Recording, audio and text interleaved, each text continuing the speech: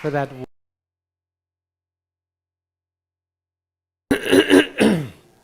Um, so this is actually this is the part. So far, it was more or less preparing the ground and talking about the purpose of the seminar, what we're trying to accomplish, what we're not trying to do, and introducing you to the Upanishads that are Vedanta. They are the ground of this whole philosophical system. It's what everyone is trying to explain, the basis of it.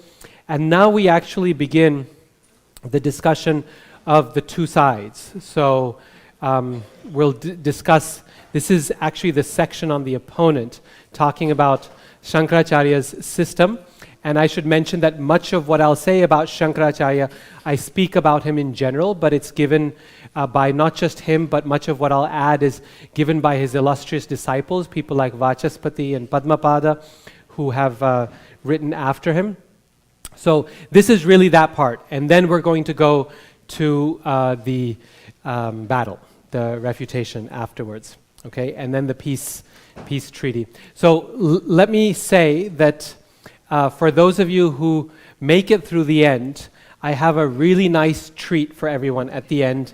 There are some really beautiful verses that you're going to enjoy that will purify the environment and atmosphere of any trace of mayavaad that might be left over from the seminar. So any worries that you have will be alleviated when we hear those. So those come tomorrow. Okay, so this is, we talk about Shankaracharya's philosophy. For this part, everyone should cover their ears and keep their ears covered, okay, for this section of the seminar. Here we go. I introduced the term Advaita, and now let's talk about what Shankaracharya says. Okay, so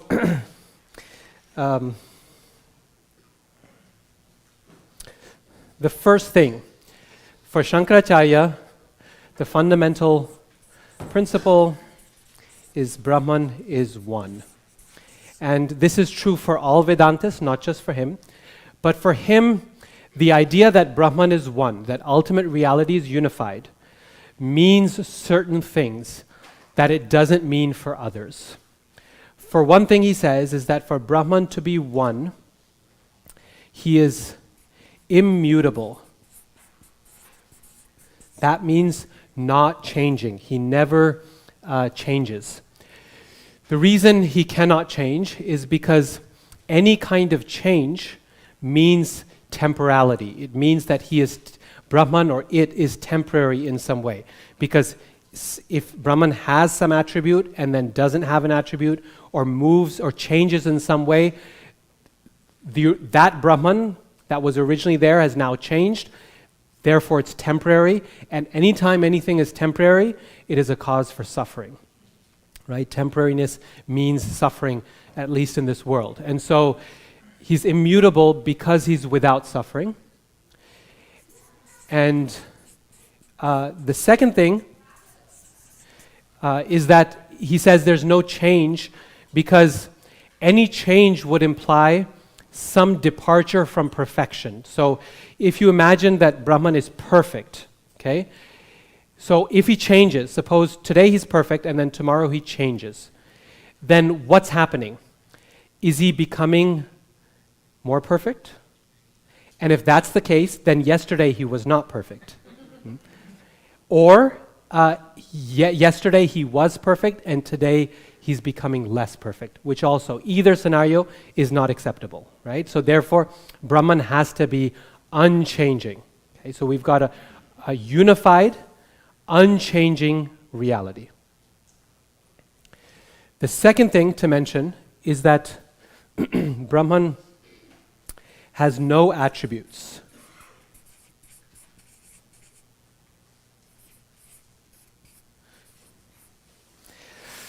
The reason for no attributes is quite straightforward. Anytime you attribute anything, you introduce duality. Any type of attribute creates a relationship between subject and predicate. So if you remember back to elementary school grammar, the subject is what is being described and the predicate is what is being described about it. So John is a painter. John is the subject.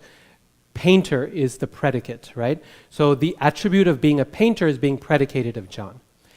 But this immediately introduces duality. As soon as you have subject-object, subject-predicate relationships, you have the potential for more than one thing that's present. That which is there and that which is attributed of it. That other thing might just be a quality, but it is something else, right? You've got a painter, you've got painting, you've got paint. All these things are introduced as soon as you attribute being a painter of John. John is a painter. If you say John is black or John is white, then you've introduced the existence of a quality, white or black, that is attributed to John, right? So as soon as you have subject predicate, you've got more than one thing. You've got duality that is present there. And that duality then introduces relativity into Brahman. Brahman's existence now becomes relative or conditional on certain things that are potentially extraneous to Brahman. Just like if I say, Srivas is wearing an orange shirt today, okay? So that, now what I've done is I've predicated Srivas's existence on the existence of an orange shirt. And this does two things. One is I've introduced duality. There's now him and there's an orange shirt. And secondly, I've introduced change. Because if he decides to take off the orange shirt and decides to wear a green one, then now he is different, right? So change has been introduced, duality has been introduced, and relativity has been introduced. Srivas's existence is now relative to the existence of an orange shirt. He's existing in relation to someone else. So Brahman is no longer absolute. Brahman is no longer one. And that's the fundamental pillar of the Upanishads, according to Shankaracharya. And so, for that reason, it's impossible for him to think of a Brahman who has any change or variety or any attributes that are present within him. Okay, so completely unattributed, non-variegated reality. Now, here's the challenge. All language requires subject and predicate. All language requires subject and predicate. You cannot talk without putting things in a subject-predicate relationship, without attributing something to someone. Anything you try to say, this room is cool, this room is warm. Right? What have I done? I've attributed a quality to this room. If I say Brahman is blissful, what have I done? I've attributed a quality to Brahman. Anytime we open our mouth for the use of language, we create attributes and we create subject-predicate relationships. So what do? The scriptures use language, yes? The Upanishads use language. They say Satyam, Jnanam, Anantam, Brahma. Brahman is Satya, Jnana, Ananta. He's eternal, he's truth, his knowledge. Brahman is unlimited. They say so many things. How do we deal with those? So Shankaracharya says that any kind of language cannot actually describe Brahman, cannot describe the absolute reality. Rather, language, the language of the scriptures or any kind of language is only meant to point us in the direction of the absolute. So it's kind of like that example from Nyaya of seeing the moon through the trees. You know this example? If someone asks you, where's the moon? And you say, oh, they're right there in the sky. And they go, I can't see where. And then you tell them, you see that tree there? Yeah, I see the tree. You see those two big branches? Yes. Look between the branches. you'll see the moon. So what have I done? What relationship do the branches have to the moon? None, right? The moon is not affected by the branches. I've used the branches as a means of indicating to the person that they can see the moon. In the same way, the Upanishads, the Gita, all of these scriptures say things like Brahman is eternal, full of knowledge, blissful, as a way of showing us which direction to look. But knowledge of Brahman is precognitive. What that means is that there is a moment of realization that propels us beyond words, beyond language, beyond reason. Because even thinking requires subject and predicate relationships. I'll give you one example. Think of the absolute, unattributed, unchanging, unifying Brahman. Think of that Brahman. What are you thinking of? What are you seeing? Yeah, but what you're thinking is, okay, what came to my mind was kind of a generic sort of energy. It was slightly yellowish, to be honest. And it was big, and it kind of was shaped like a circle in my mind, yeah? But what did I just do? I attributed like 6 different things to this unattributed reality, right? I called it a circle. I said it was slightly yellowish. It had this energy flow to it. There was some kind of power to it. There was all these images that appeared in my mind when I tried to think of it. Just like language cannot be unattributed, thinking also cannot be unattributed. Because thinking requires language. Language requires thinking. These two are inseparable. All the Vedantists agree about this. This is why at the beginning, the Lord thought, tadaikshata, let me become many. So he used words. And Jiva Goswami says, this is an aside, he says that this shows that the Lord uses language right at the start, that words exist from the beginning. Language and thinking go hand in hand together. There's no thinking without language. So here's the problem. If you can't use language to describe it, means you can't use reason to think of Brahman also. So knowledge of Brahman is an intuitive realization. It's a moment of brilliance where you go. It's an aha moment where that catapults your mind beyond reasoned thought. It's a precognitive state of knowledge. So what's a precognitive state of knowledge?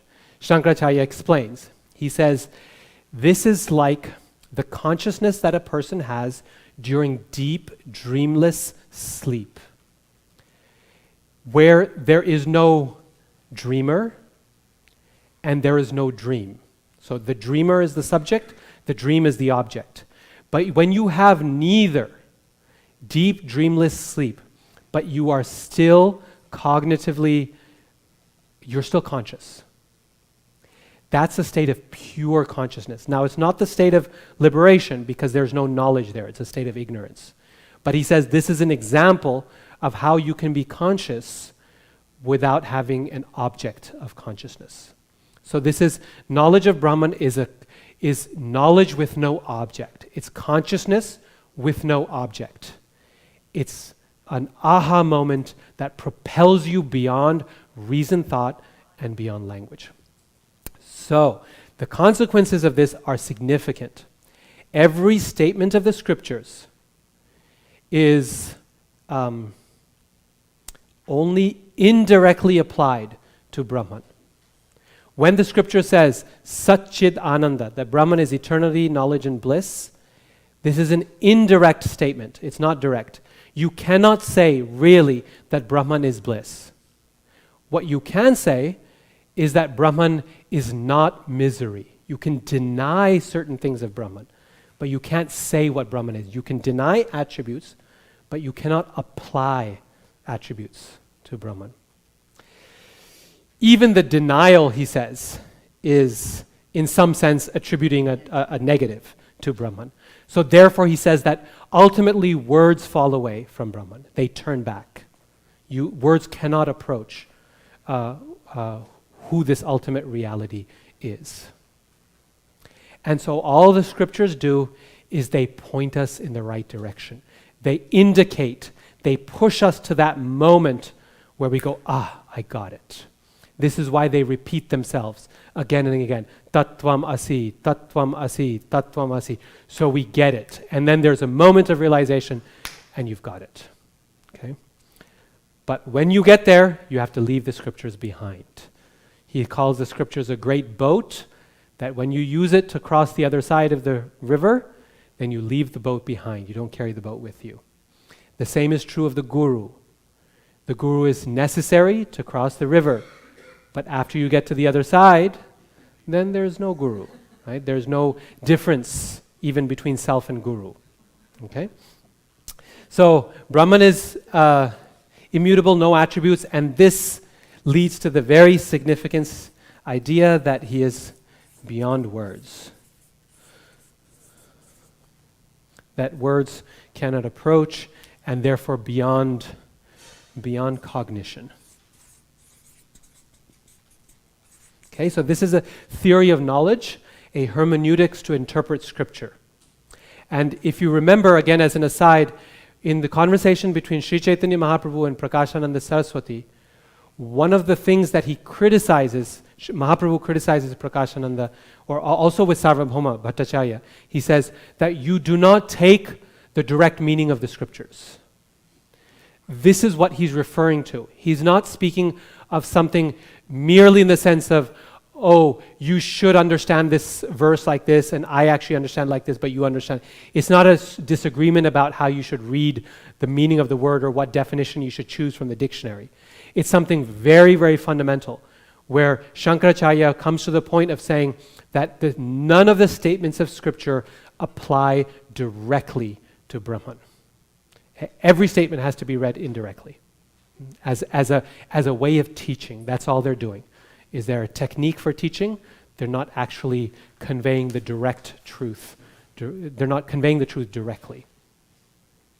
Okay, so now, this idea of Brahman as without attributes, as one, what does this say about us? So we've done Brahman. Let's look at what he says about the jiva. So about the jiva, of course there cannot be multiple individual souls. That would be a direct violation of Brahman's unity, his uniqueness, his simplicity. So the multiplicity of jivas is not something we can hold on to. However, we do see a world where there are many individuals who are present. How do we deal with this? And here he gives a metaphor that's probably the easiest way to explain the idea of the ghatakasha, it's called. And I'm going to modify the metaphor just slightly to make it a little bit clearer. Imagine you have a pot, you have a jar within water, within the ocean. Now, the water within the jar is separated, it's different from the water outside the jar. The water inside the jar is limited, whereas the ocean is more or less unlimited. You've got the water inside the jar is shaped in this way, and it's shaped like a jar.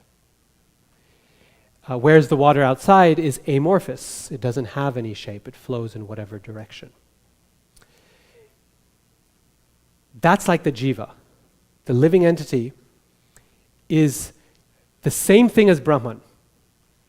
The water inside the jar and outside the jar is actually the same thing. They're identical. Except for the jar. And the jar, he says, is upadhi. Upadhi means a limiting adjunct. That's a little bit of a technical term, but limiting is clear. It's something that limits. And adjunct means it's not essential. It's something that's adjoining, it's added. So it's something that is not Brahman, it's not us, but it's added and it limits us. So a limiting adjunct, upadhi. So we're familiar with this term as well, and we use it in a similar way, although to a different conclusion. So upadhis would be something like this body would be an upadhi.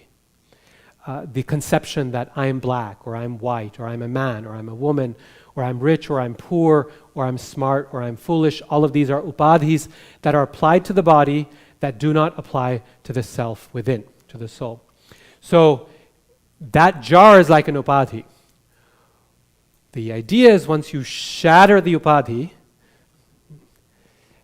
then the upadhis fall away, and what happens to the water inside? Yeah, actually, technically, nothing happens to it. It stays in the condition it always was. It's just we recognize it as being the ocean. Shankaracharya actually never speaks of merging into Brahman. The reason is because of what I said earlier in response to someone's question, that merging is always a problem, because if you merge, then what does it assume? Well, first it assumes that there were two things to start it with, right? How could you merge A and B unless there were two different things? And Shankaracharya is never willing to acknowledge that there are two things. There's only ever one thing. And it's just that because of these upadhis, and these upadhis, what are the upadhis? I should have mentioned this. They're basically forms of avidya, or ignorance. It's ignorance only. It's that confusion alone which makes us think that the water is inside the pot is different than the water outside the pot. It's shaped differently when in reality there is not any difference. It doesn't merge into it. It doesn't go into it. It just is. So you don't merge into Brahman after liberation. You are Brahman.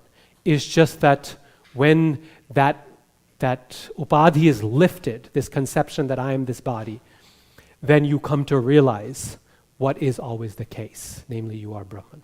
You are that one reality. You're not a part of it. You're not a section of it. You're not a little drop of it. You are it. Right? You are it. Okay, so jiva, upadhi, and avidya. Okay, this is the concept of the living entity, of the self. Now, what consequences does this have for the world around us? So we saw Brahman, then we went to the jiva, the individual selves, and now the world. So the variety of the world is something that can definitely not be sustained, just like the individuality of the self cannot be sustained because Brahman is one. So we're going to have to deal with that. So what do? And here we come to that famous metaphor of the rope and the snake to explain a very important concept. A man walks out late in the evening when it's dark, outside the front door of his house, walks into the driveway and sees a snake coiled up, screams and runs back into the house. The next morning, he comes out the door again, opens it really slowly, and sees the snake is still there. But it's not a snake, it's a rope. And he laughs to himself, and others laugh at him because he was scared of just a rope. So, a totally imaginable scenario, okay, in places like India and other countries where there are poisonous snakes, everyone is afraid of snakes and proud to be afraid of snakes. That's how you live. So, an imaginable scenario, but here's the key. The snake, there was never a snake. The snake was superimposed upon the rope, yes, by the minds of the person. Because of ignorance or avidya, that snake was superimposed. And that superimposition is called adhyasa. Adhyasa, as means to place, and adhi means on top. So it's superimposition. You superimpose the idea of a snake onto the rope when there was none. When the sun of knowledge arises, you come out and you realize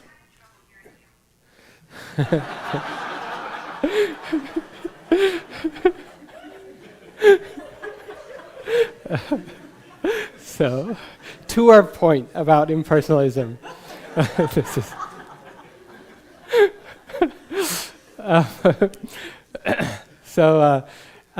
okay. So in the metaphor, then, Brahman is the rope, the one reality.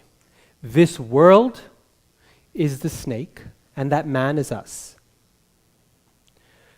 We come out, and because of our ignorance, all we're seeing, what is this world? Brahman. That's the only thing that exists.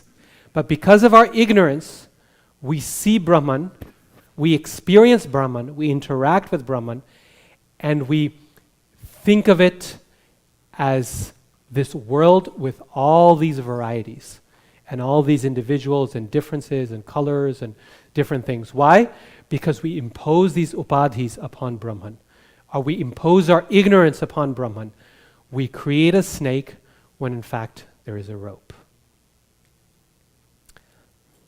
So, when the Upanishads say, go back to that statement, let me become many, let me propagate myself. It thought, let me become many. What's happening there? All that's happening is that in thinking, it's that Brahman is going out onto its driveway and it's looking at the rope and it's turning it into a snake. The creation of the world, is it really creation? Is anything being created? No. It's simply a superimposition. It's a projection. The world is a projection onto, that's maybe a more contemporary way of saying it than superimposition. It's a projection, just like in a movie theater. We sit down to watch a good film, and we become totally absorbed in the actions of the film. Right? And if it's the Titanic, then someone's always crying in the back. And then you can come to that person and you can say, look, there's nothing happening, right? Means you turn on the lights, and what's there? Nothing. It's just a projection. We've projected something onto a screen. This is actually another metaphor that the Advaitins use, that of bimba pratibimba, of the item and its reflection. Right? So this is kind of a reflection. Is we reflect reality onto this screen, and then we place ourselves into it. We start identifying with the character in the story, right? Who was the actor in Titanic? I don't know. I never saw the movie. Okay, so we put ourselves in the shoes of Leonardo DiCaprio or whoever the heroine was in the story, right? And we start feeling their emotions. Are we there? No. Are we on a sinking ship? No. Is there anything going on in that room? No.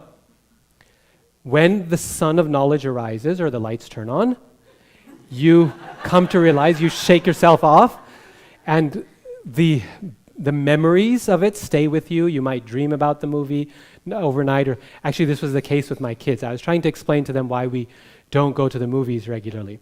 And at some point then, I think it was on an airplane, they saw a movie, like some kids' animation.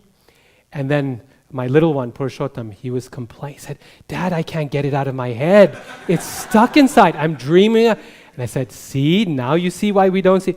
Oh yeah, we have to think of Krishna because this is not coming out of my head.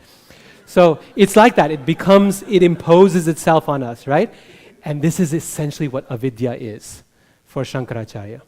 It's simply a projection. The world is us, it's not us, it's Brahman coming into projecting itself or identifying itself with what it is not, creating the superimposition and becoming totally confused.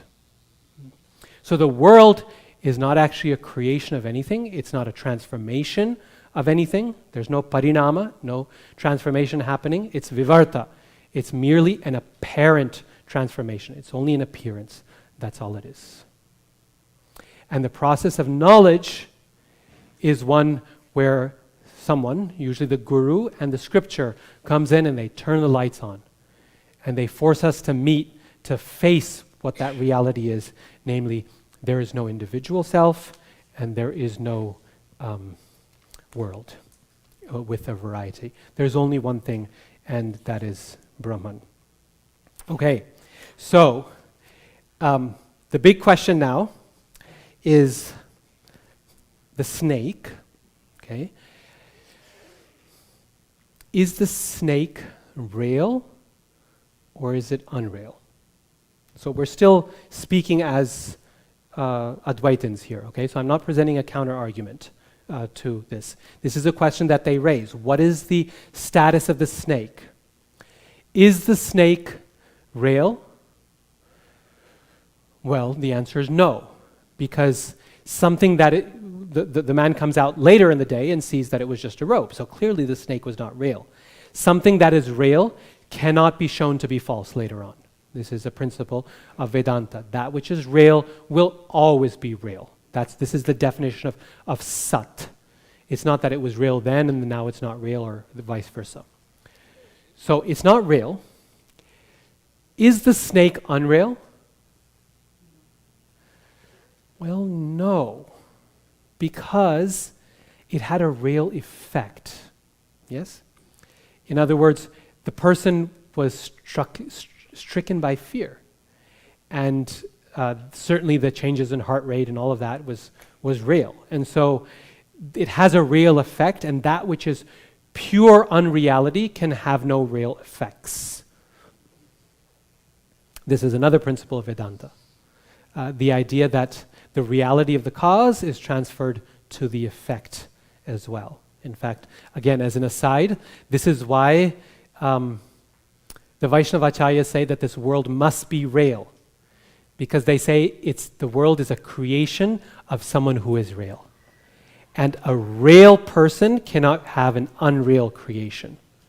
The analogy that Jiva Goswami gives is, why would a millionaire need to create counterfeit notes? Why would Bill Gates need to deal in counterfeit money? If you've got enough, you're not going to need it. It's only when it's absent, right? So when the Lord is the king of reality, he himself is real, then why would he create something that is unreal? The world must also be real, because a real cause has a real effect. Satkarya value. Okay, so Shankaracharya says, yes, because the snake was not, because the effect was real, therefore the snake cannot be purely unreal. So what have we come to? The snake is not real. The snake is not real, and it's not unreal. Okay, great. So,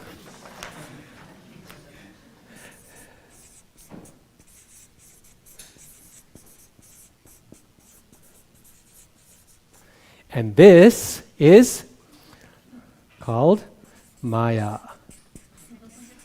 Okay, this is the definition of Maya for the Advaitins. Maya is that which is neither real nor unreal.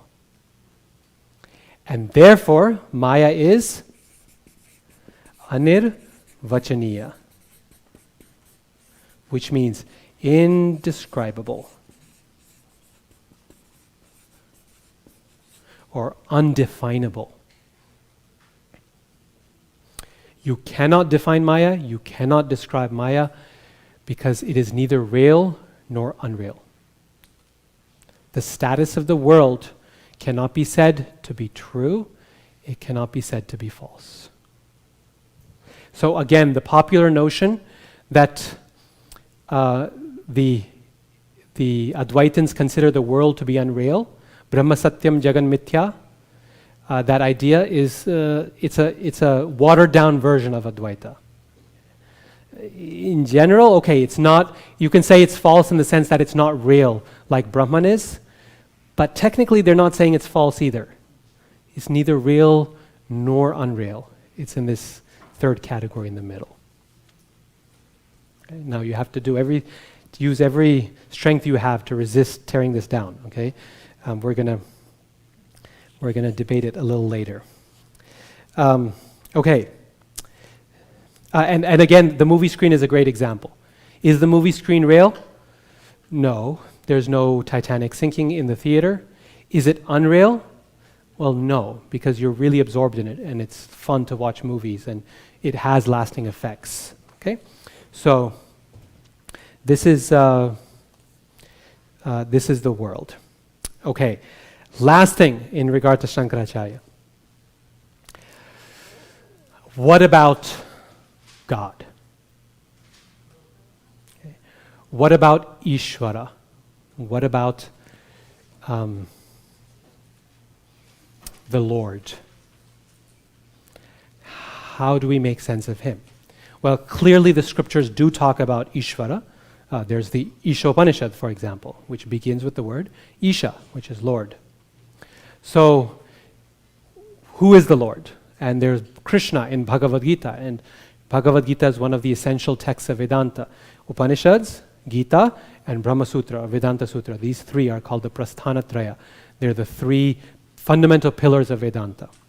And anyone who wants to be considered a Vedantist has to be able to explain and comment upon these three: Upanishads, Vedanta Sutra, and Bhagavad Gita. So the Gita certainly speaks of the Lord. Krishna says, Mattaha parataram nanyat, there's no truth superior to, etc., etc. So what's going on here? What about the Ishvara?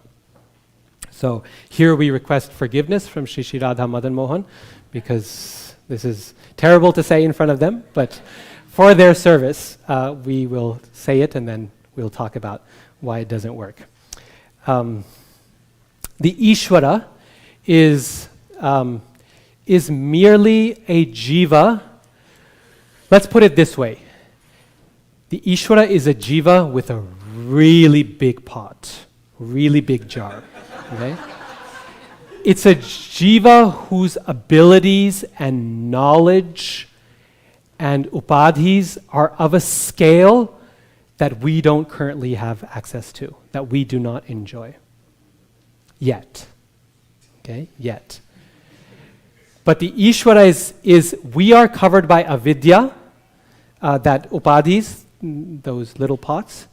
Ishvara is covered by maya, the whole thing. Right? This is like a grand, great illusion. So you're in a really big pot here. And as a result of that, the Ishvara is basically enlightened. He's an enlightened jiva who is not yet he's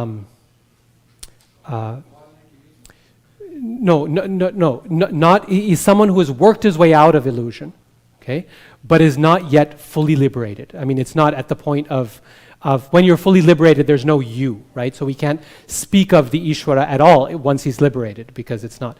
But it's a state of being basically as good as liberated. You have, so even more than Jivan Mukta. It's a position where because you are covered by all of Maya, your pot is so big, therefore the Ishvara is called Sarvagya.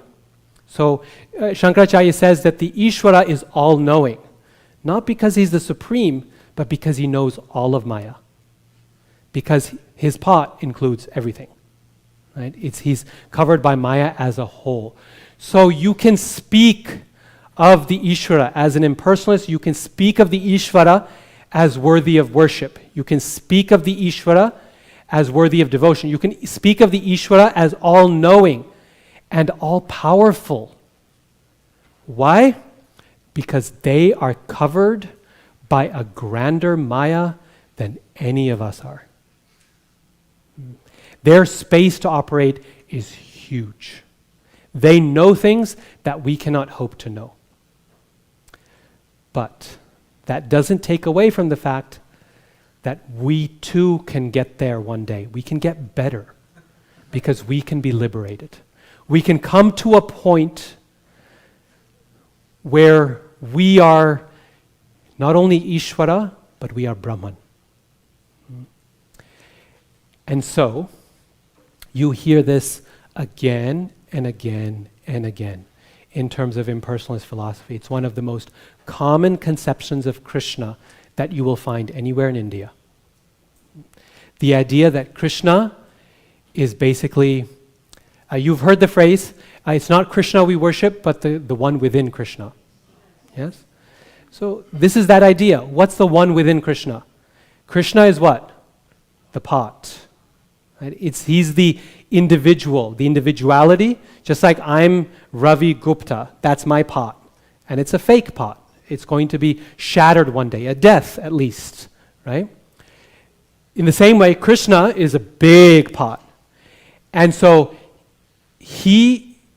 we're not worshiping him, not the one who plays the flute and is colored blue, because that's just the grand pot, the jar. What are we worshiping? The one within Krishna. Okay, for those who just walked in, disclaimer, this is not our view, okay? We are talking about a view that is downright offensive and we do not accept, okay? Okay, so, but we need to know the opponent if we're going to put up a good fight. So, so that's what they're saying. We have to worship the one within Krishna, because within Krishna is Brahman. That's the water in the pot. That is the same as the water in us. That's the same as the water in the ocean. So who are you really worshiping when you worship the one within Krishna? Ourselves. Who's actually all-knowing when you say Krishna is all-knowing? We are. Right? So Krishna provides, just like this video that Srivas Prabhu showed me last night, is you are the Janmashtami greetings. It was that Krishna is the example for all of us. He gives us, he's the exemplar of what a person can do, how they can accomplish achieving their own divinity. That's something like that it said.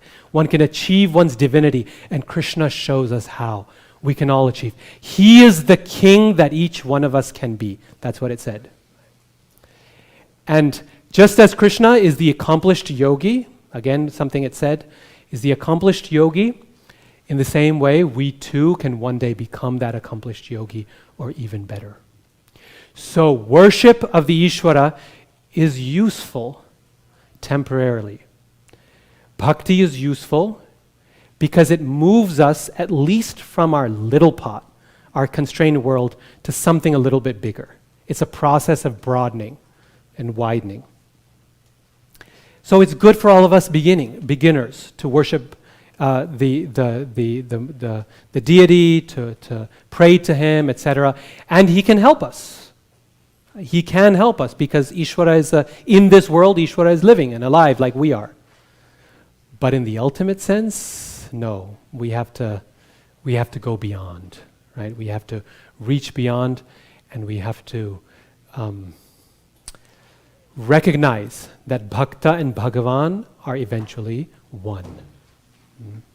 And so deity worship then becomes truly something of the lowest level, because it becomes really just something of pure upadhi. You're just worshiping the jar. That's all you're doing. And it's only when you can shatter the form, that's when you get to the real person. Okay, that was really painful to say.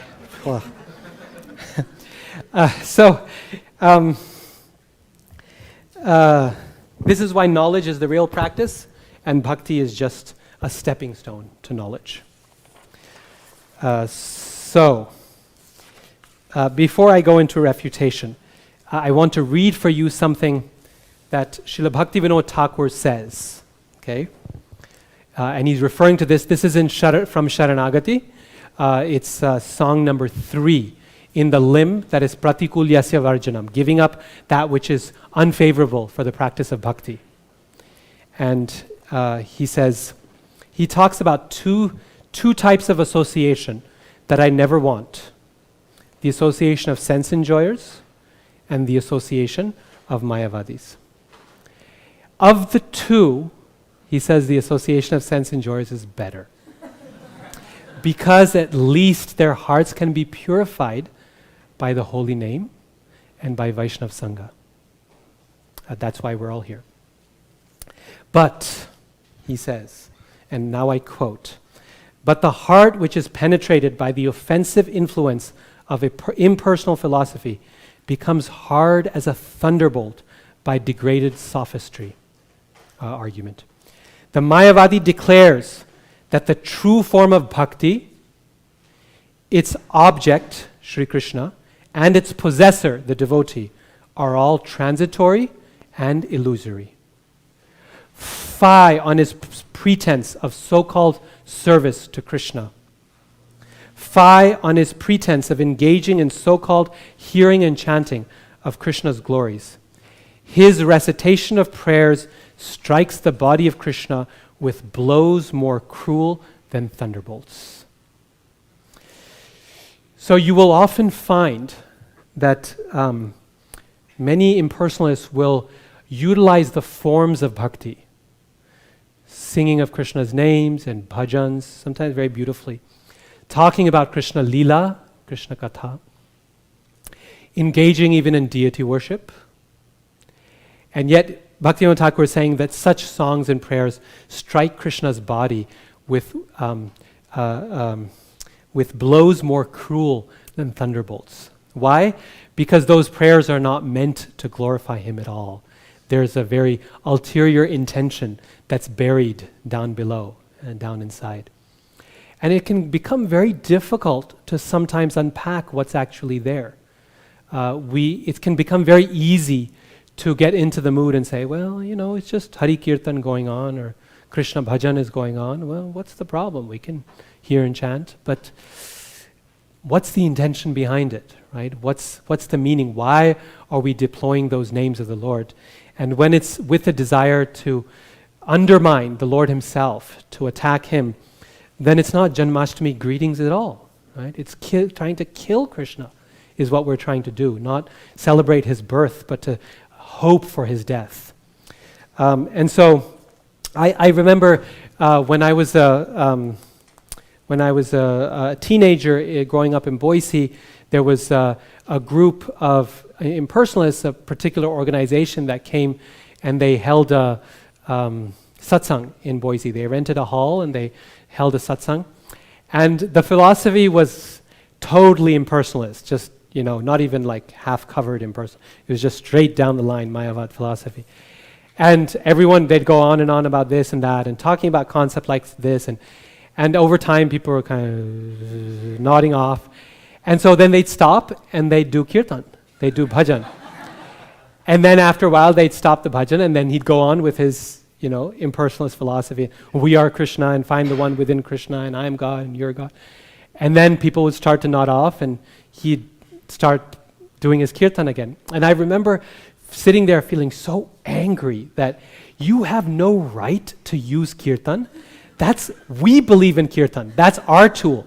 If you want people to know mayavaad philosophy, use your own tools. Deal with your own boring philosophy. It's putting people to sleep. Don't use our tools to keep them awake.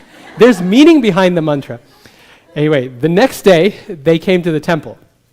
And it was incredible. There was a little group of people who came with this guru, and everyone everyone was of Indian background, and so everyone in the group came to the temple and at least ceremonially, bowed before Radha Banki Bihari, except this guru. He could not bend his neck before the Lord. It was just out of courtesy, just culture. You go to a temple and you fold your hands, just, like this. And what was so ironic about the whole thing is that he had just spent the better part of the last evening talking about how God is present everywhere in everything. And yet, in this one place in Boise, God was not present, right? He could not bow his head anywhere. Why? Because there is no one worth bowing to. You are that Brahman. You are that walking Brahman. This is why the Mayavadi sannyasis would refer to each other, Namo Narayanaya. When Sarvabhauma Bhattacharya met Sri Chaitanya Mahaprabhu, he said, Namo Narayanaya. Krishnadas Kaviraj mentions that very joyfully, because he says, in that one instance, it was actually true. He got it right. It's like they say, even a broken clock tells the right time twice a day. So if you do Namo Narayanaya to everyone, when you actually meet Narayana, then okay, you got it right. And just that little thing, I'm sure, gave him a lot of sukriti there. and the Lord showed his mercy upon him. But anyway, so these guys, they came in and we sat down, and I was still itching from the previous night and fuming for a debate. I wanted to get into it, and this is a little bit of a teenage nature as well. You're kind of hot-blooded and you want to fight. And as Vaishnavas, we try not to fight, So this was an opportunity to express that. So we sat down and we started talking about Bhagavad Gita. From niceties, it went to the Gita. And then it got into it. And I said, I really like this point from last night, but I didn't like this one. And can you explain this further? And then we got into it further. And then he came to this verse. He says, Prakrite kriyamanani gunai karmani sarvasha ahankara vimudhatma kartaham iti manyate. In reality, everything is being carried out by the three modes of material nature, Krishna says. But only the fool, the vimudha, thinks kartaham, I am the doer, I am the controller. So he says, see, Krishna is making it very clear that we are not the doer, we are not the controller. Only a fool in Maya thinks, I am the doer, I am the controller. In reality, there is no I, he's saying. And I said, no. He's saying, I'm not the doer. That we should not say, I am the doer, right? What's the opposite of I am the doer? I'm not the doer. What's the opposite of I'm the controller? I'm not the controller. The I is still there. The opposite of karta is dasa, is servant. You're not the doer, you're the servant, at least the observer. If you're not the doer, you're at least the spectator, if not the servant. But you're still there. You have not disappeared. You have not gotten dissolved. And that was it. And he didn't have a response to that. He really didn't. And then he took it to some other verse. But I knew when I had gotten it, so I kept bringing it back to that verse again and again. I want to hear your explanation of that verse. And anyway, I don't know what happened after that, but that experience is seared in my mind. It was really a fun experience. Okay. Anyway, so this is Shankara's idea of impersonalism, and in terms of Brahman, the Jiva, and the world, and what they all mean, as well as his understanding of language and scripture. Okay. Now, so what we're going to do is we're going to now show the counter arguments to this particular view. I don't know if we'll get through all of that today, but at least some of it. For now, I want to ask briefly, are there any questions to clarify what I said here? So no counter arguments or this doesn't make sense, because we'll go through all of that in just a few minutes. But anything here didn't make sense to you or you want some further clarification? Okay, so the mic is somewhere. Okay, why don't you start and then we'll head backwards. I just want to know what is the difference between mayavaad, impersonalism, and brahmavaad. Oh yeah, okay, so I promised this question earlier. It's a good time to answer. So mayavaad, thank you for reminding me, mayavaad refers specifically to this doctrine that of Maya, that this world is Maya. That's something we also say, but we mean something very different by Maya.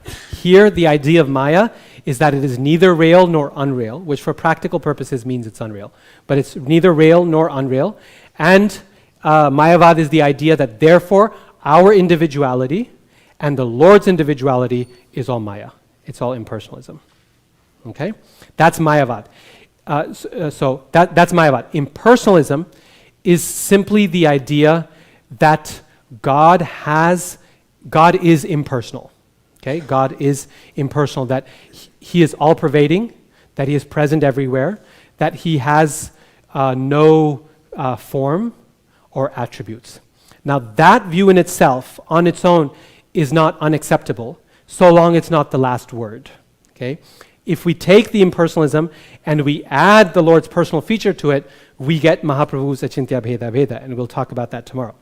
But when you stop and you say that impersonal feature is all there is, And therefore, the natural consequence, if you say that the only thing there is the impersonal reality, then you have to follow it by saying, therefore, any individuality, ours or the Lord's, is Maya. That's called mayavaad. Okay? Yes. Yes. Oh. The what? The Yeah. Okay, so to clarify the Brahmavadi as well, right? That's what you're saying? So the Brahmavadi is basically someone who is accepting the Lord's impersonal feature, but not necessarily denying the existence of the personal feature. So they may not have enough knowledge of the personal feature of the Lord, they may know nothing about it, or they may not know the feature, but they're not quite ready for it, or they're not interested in it. So the 4 Kumaras are examples of Brahmavadis. They approached Vaikuntha not knowing the form of the Lord, and before that point they were quite satisfied in their Brahmananda, in the bliss of Brahman. But then eventually they became personalists when they saw the Lord. So that's an example of Brahmavadi. A Mayavadi is someone who actively denies and attacks the reality of the Lord's form, his pastimes, his activities, his devotees. Yes? Okay. Yeah, you can.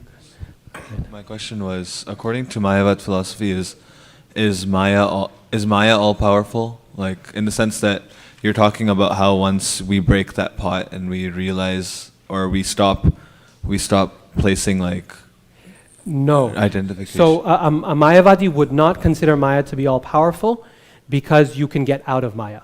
That's the process of liberation, or mukti, is when Brahman frees itself from the shackles of Maya.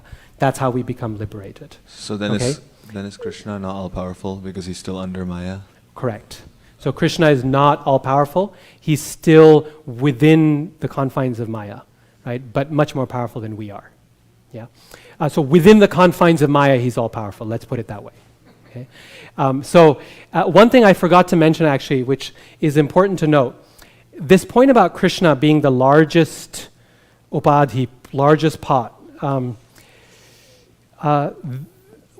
way in which you can, so the litmus test I use to test a translation of the Bhagavad Gita, the way you don't have to read the whole thing.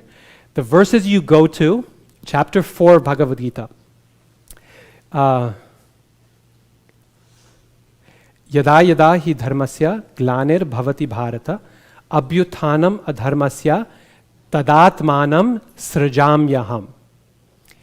These final words, tadatmanam. So wherever there's a decline in religion, at that time I what? Okay, so how you deal with that is the litmus test here. Because srajamyaham, at that time, atmanam srajamyaham. So many translations following this Advaita Vada. Atmanam they'll take as a body. Srajami they'll take as create.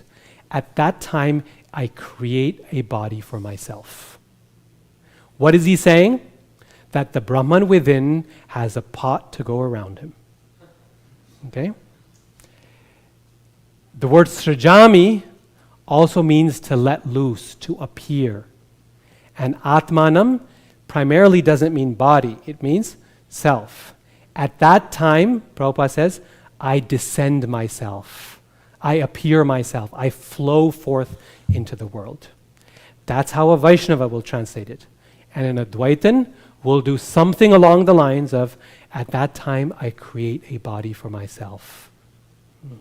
So all you have to do, if that verse is such a separator, that's your litmus test. You come across a translation of the Gita and you want to see what its quality is, or you want to point out whatever it is, go to that verse and see how they deal with it. And if there's a subtle trace of Mayavad, it'll show up in that verse or the ones around it, where Krishna talks about avatar. Because the Mayavadis think of avatar very, very differently.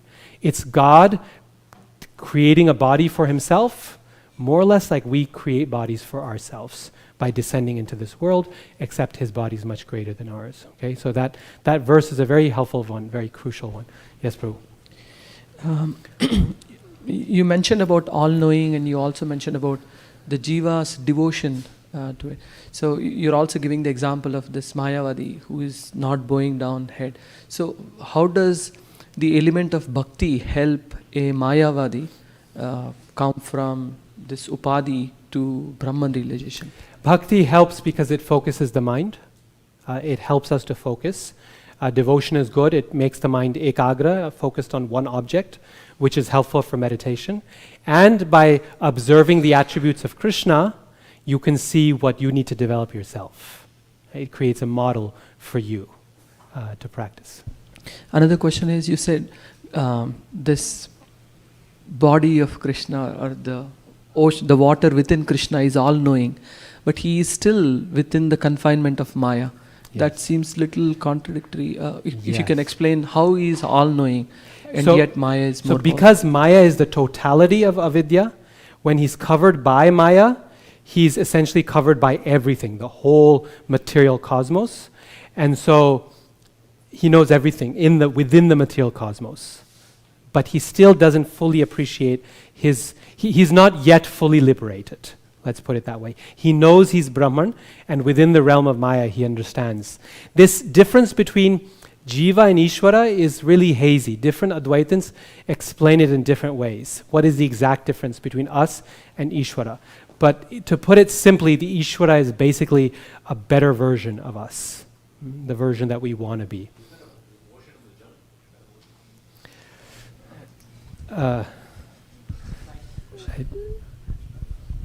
This is not my question, I'm just reflecting that.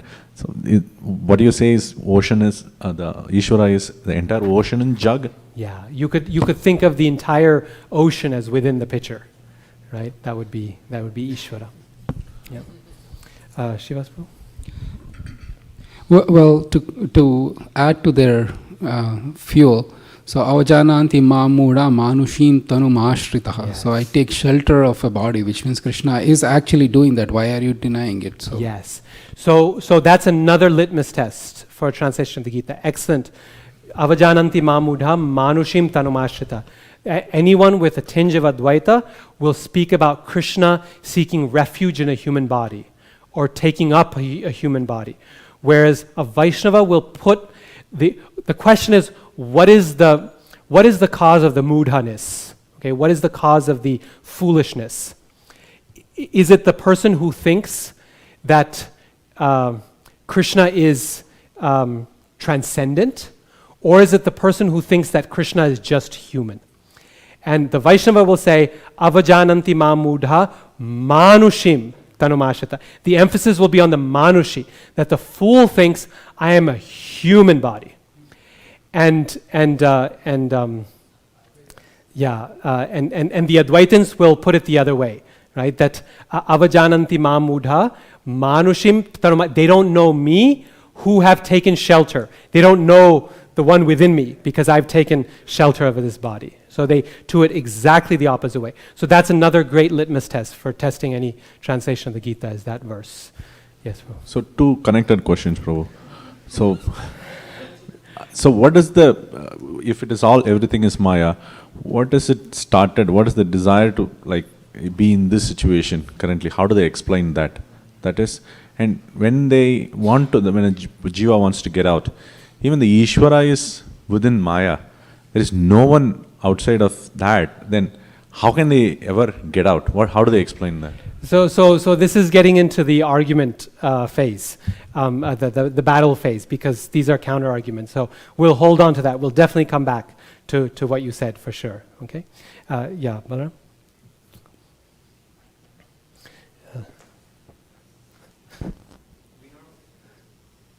We normally describe Maya as illusion in Vaishnavism, but here you said it's indescribable between not real and unreal, and not unreal. So could you elaborate the difference between those two definitions? Yeah. So that's a very important question. We will talk about Maya in detail later, but let me say briefly here that our concept of Maya is very different than this, because for us, Maya is illusion, but in a very minimal sense. Maya is illusion in that what we hope to get out of it, her promises are illusion, right? So we think we can be happy forever in this world. That's an illusion. Our expectations of Maya are illusory. But Maya herself is not illusory because she is Krishna's Shakti. She is Krishna's energy. So she is real and true 100%. So not half unreal and half real, not like that. Totally 100% true and real. This material energy is one of Krishna's eternal energies, right? So we actually do a great disservice when we put down this world a lot in our philosophy, because that's not what our philosophy is. This world is not a terrible place, and it's not a place that is unreal, it's not false, it's not fake, it's not a bad place. All it is that our expectations of this world are foolish, right? This world is perfect. Prabhupada says in his purport to Om Purnamadaha Purnam in Ishopanishad, he says, when it says Purnamadaha Purnat Purnamudachyate, from the complete and the whole comes the complete and the whole. And Prabhupada explains that as what comes from the complete whole? This world. What the thing that emerges from it is this world, and this world is complete and whole. That's significant because not everyone who interprets that verse sees it in that way. Most will refuse to read that as this material world because they say, how is this material world whole and complete? No, it's not. And it's a place of misery, it's terrible. And Prabhupada says, no, it's referring, in fact, Vaishnavacharyas will disagree on this point. Even in our own sampradaya, some teachers will reject Prabhupada's explanation on this point. But Prabhupada was very clear on the fact that this world is complete and whole for the purpose for which it was made. Right? Which is to help us living entities have a playground where we can pretend to be God, and when we get frustrated with that attempt, give us a path back to Godhead. That's what this world is meant for, and in that way the world is perfect, it's complete, and it's whole. And in that way it's a good place as well. So that's an idea of Maya that is not held by the Mayavadis, right? This world has no it cannot be said to be perfect and complete in any way because it's not even there. It's unreal. Right? Yeah. And in the 15th chapter, or I'm not sure which chapter actually, it says the material world is a reflection of the spiritual world. And how does that make both of them whole and complete? Yeah. So again, a great question. The reflection, so a spiritual world has the substance, the material world has form in terms of the reflection, but the substance that it promises, it does not deliver, right? So just as I was saying, the tree's still there, and you can still respond to the tree and you can still experience it, but if you try to pick the fruits and eat it from the reflection, it doesn't work. Right? So when we try to enjoy the fruits of this world, it doesn't work. Because that's the promise of this world, that's the expectation from this world that is actually illusion. That's what illusion is when we look at the reflection is real. The reflection is present. The water upon which it reflects is real and true. It's just that the fruits are not going to nourish you in the way that the fruits on the actual tree do. And so when we expect this world to nourish us, to nourish the soul in the way that the spiritual realm does, that's when we get disappointed. And that's illusion. That's the real illusion. Yeah? Okay, let's shift over here so the ladies have a chance to ask some questions as well. And then next time, I promise, I'll start from the back and I'll work forward, because otherwise the devotees in the front have... Thank you, Prabhu. I was thinking about the unreal thing that you were talking about. So I don't know whether this is a question related to this or this is a counter. I was thinking, you had mentioned about the question of when people are watching something on a movie theater, they're usually in a darkness. Only if you're in dark, you can actually watch that movie. So if the lights turn on, there's no movie anymore. So similarly, when we connect ourselves that we are this body, we go through all this roller coaster ride about the pains and pleasures of this world. But when I control my mind, and I know that I'm just a servant of Krishna, and this thing is just going to come and go, I won't be affected by the same thing that comes to me. Yes. So, but with Mayavadi philosophers, when we are looking at not real, unreal, their thought is more towards whether they are putting every time them they are the most important for them. Yes. Everything else is secondary. So with that barometer, they will find everything wrong. Yes. So I was just thinking that it's just because of what barometer you use in your life, you get affected by it. Yes. Right? Yes, that's a very good point, something we will discuss further when we engage in the battle. Let me just say to that point, though, that Bhagavatam actually uses the rope and snake metaphor several times. I don't know if you've come across this in your study, but Bhagavatam uses rope and snake. That's a metaphor that does not belong to the Advaitins, but the Bhagavatam uses the rope and snake exclusively to talk about how we confuse the body with the self, right? So not to describe the creation of this world. They are using this metaphor to describe the creation of this world. How does this world exist? Well, it's the whole thing is a projection. It's seeing a snake where there's actually a rope. Whereas the Bhagavatam uses it to describe how we confuse matter with spirit. That we look at ourselves and we think, this is me, Ravi Gupta is me. I'm seeing the snake here, when in fact the rope is the person within. That's the actual person. So the rope snake metaphor is a good metaphor so long as it's not applied in the context of the creation of the material world. It's not sufficient for creation. I have a question, Ru. I was just thinking that what would you do with the, in your entire probably generations to come or generations who have been there, your family, everybody, if they are impersonalists, would you really talk to them about this? Because like 99% impersonal, maybe 1 or 2 people who are probably inclined towards devotion. What would you do? So tomorrow we're going to talk about that. What do you do? How do you actually use this? This is an important question because there are proper ways of using this and improper ways of using it.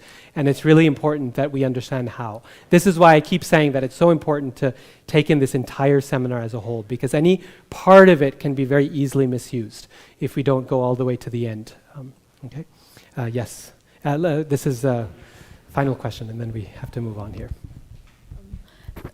So I was just wondering, like Adi Shankaracharya, he's also written Bhaja Govindam and Jagannath Ashtakam. Like in both of them, he's like, "Oh Bhaja Govindam Mudamate," and then in Jagannath Ashtakam, he says, "Oh, Lord Jagannath is looking, his eyes are blooming like lotus petals." So, how do we understand? Yeah. So Sri Chaitanya Mahaprabhu says that Shankaracharya was not actually a mayavadi at all. He was Lord Shiva, who is Shiva, we know, of course, is the greatest Vaishnava, right? So he understands the glories of the Lord. And from our perspective, Shankaracharya leaves a little ray of hope for those who become entangled in his philosophical ideas and then want a way out. Right? Bhaja Govindam, Govindam Bhaja Mudamate, Samprapte, Sannihite Kale, Nahi Rakshati, Dukurun Karane. If it comes to a point where your grammatical analysis, Dukurun Karane, starts to become really frustrating, then you should understand that this will not protect you. Nahi Rakshati. All that will protect you is worship of Lord Govinda. So most scholars will go so far as to say that Shankaracharya was part of a Vaishnav milieu, that he grew up in a Vaishnav environment. And whenever he speaks about Ishvara, and he has to give a name to him, it's always Vishnu. Yeah, it's always Vishnu. So he was, all the great acharyas actually, the Vedanta acharyas were more or less Vaishnavas in terms of their background, either explicitly or in a hidden way, they were Vaishnavas. Yeah. Okay, I think we need to stop here. My apologies for all those hands I couldn't get to. Next time we'll start in the back and I'll work our way forward so everyone gets a chance. Okay, so now we need to get on the attack here. So here begins the second part of the seminar, which is the battle. Okay? So we're going to go through each one of the arguments, his view of language and scripture, his view of Brahman, his view of the Jiva, and his view of the Lord, his view of the world. And we're going to dismantle them one by one using two things. One is Ramanujacharya's Saptavidha Anupapatti. Okay, this is a term you don't need to worry about, but it's called the 7 great untenables. Okay, actually, let me put that English up here. The 7 great untenables. So these are his 7 great attacks on the theory of Maya in Mayavad philosophy, and where he shows that Mayavad philosophy is not tenable, it doesn't work, it is self-contradictory. And these 7 are historic. They are so brilliant. To this day, they still make Mayavadis quake in their boots if you bring these 7 great ones up. And all the acharyas after him use these again and again and again. They're so effective. They're so good. So they're really brilliant. Ramanujacharya has done a great service to all the Vaishnavas that have come after him. So, first thing, okay, the first problem or issue.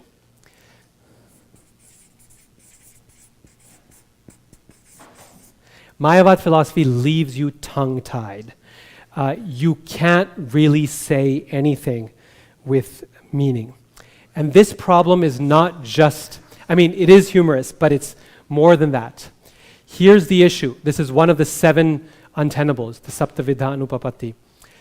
Ramanujacharya says that language is something that by its very nature is subject and predicate, right? It's upadhis, we talked about that. It's made of upadhis. Language is the primary content of scripture, shastra. That means both language and scripture are products of illusion. Yes, they're products of Maya, according to the Mayavadi's view, because they are engaged in these upadhi, the subject-predicate thinking. That means that knowledge which liberates you is actually a product of ignorance. Liberating knowledge is ignorance, which makes liberation impossible. To put it in the other direction, it says ignorance leads to liberation. Because that which is leading you, what leads you to liberation? Definitely Shastra, scripture. Shankaracharya, this was actually his one great contribution for which we are very grateful to him, is that he established the authority of the Vedas in the face of the Buddhists who rejected the authority of the Vedas. Like all Vedantists, Shankaracharya is clear on this point, that if you want to achieve liberation, you're going to have to use the scriptures, the Upanishads, the Bhagavad Gita, Vedanta Sutra. These scriptures are products of ignorance. They speak only ignorance because language is ignorance. Therefore, ignorance liberates you. And that is a contradiction. That's an untenable, he says. It's mutually contradictory. That liberating knowledge is ignorance, or ignorance liberates you. Either direction you take it, it doesn't make any sense. Okay?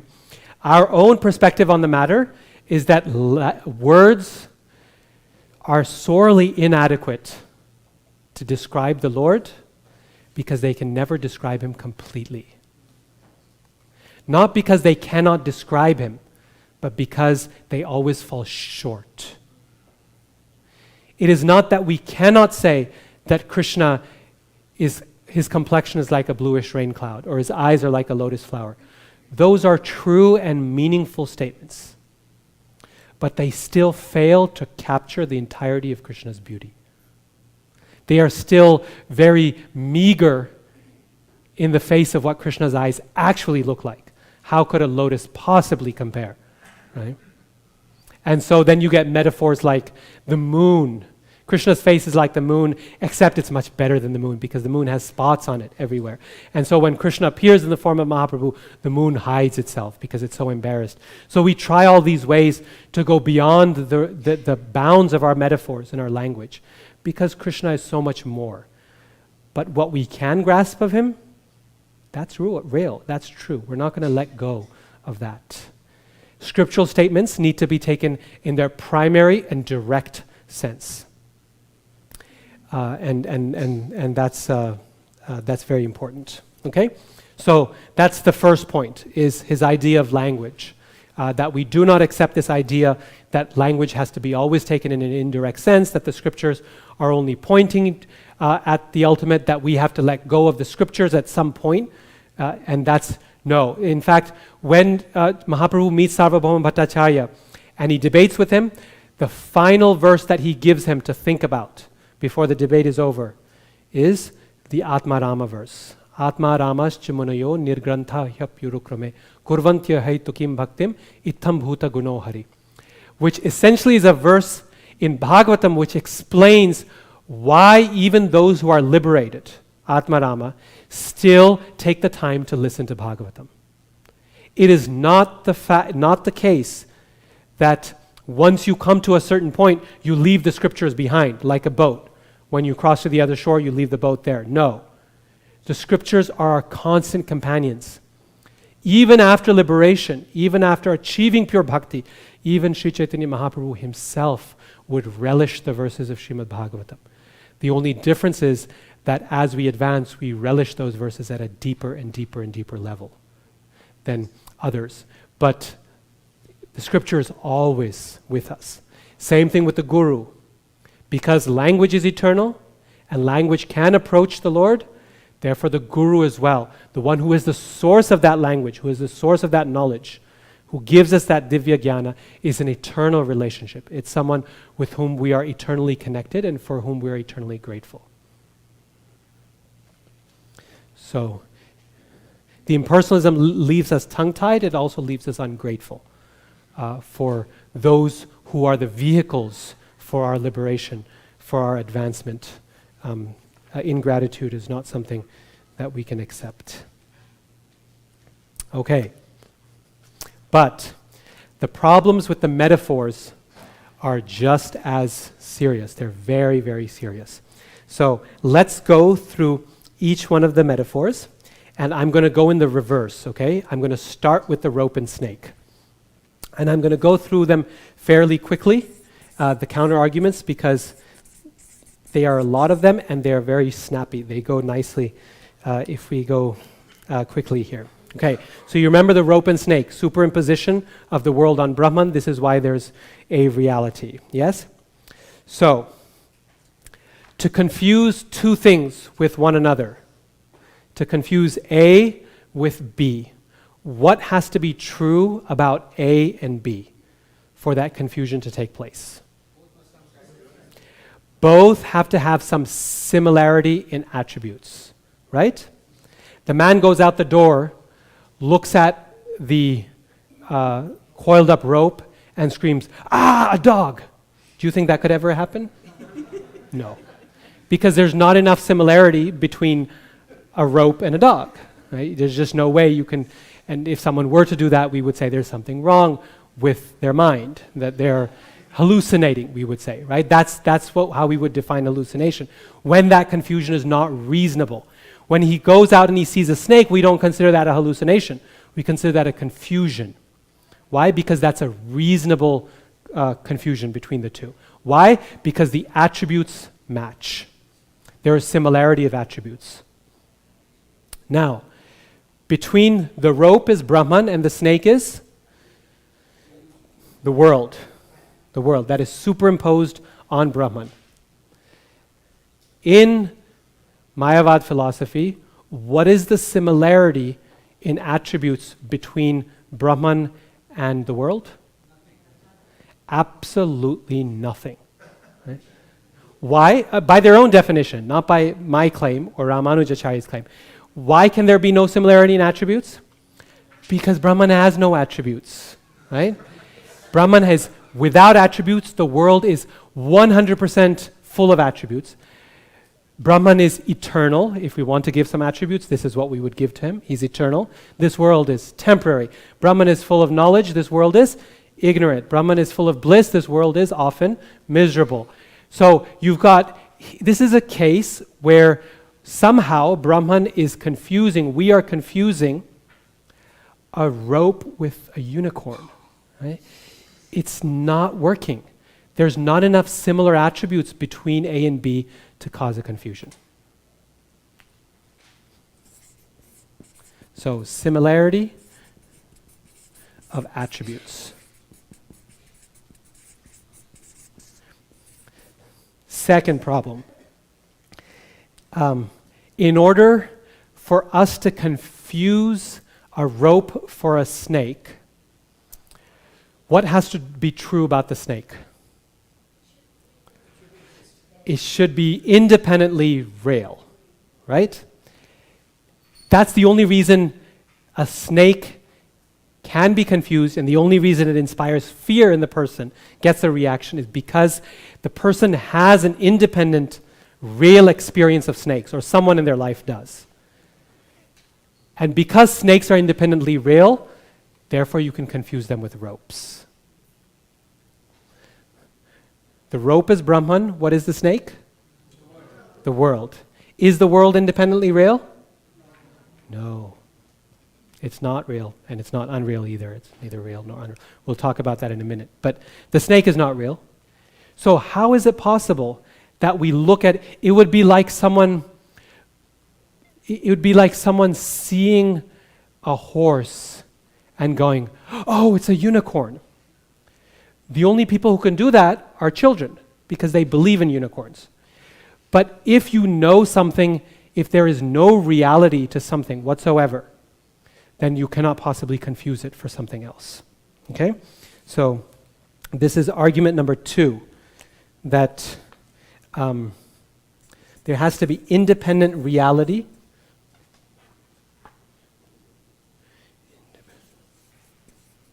Whoops. Here we go.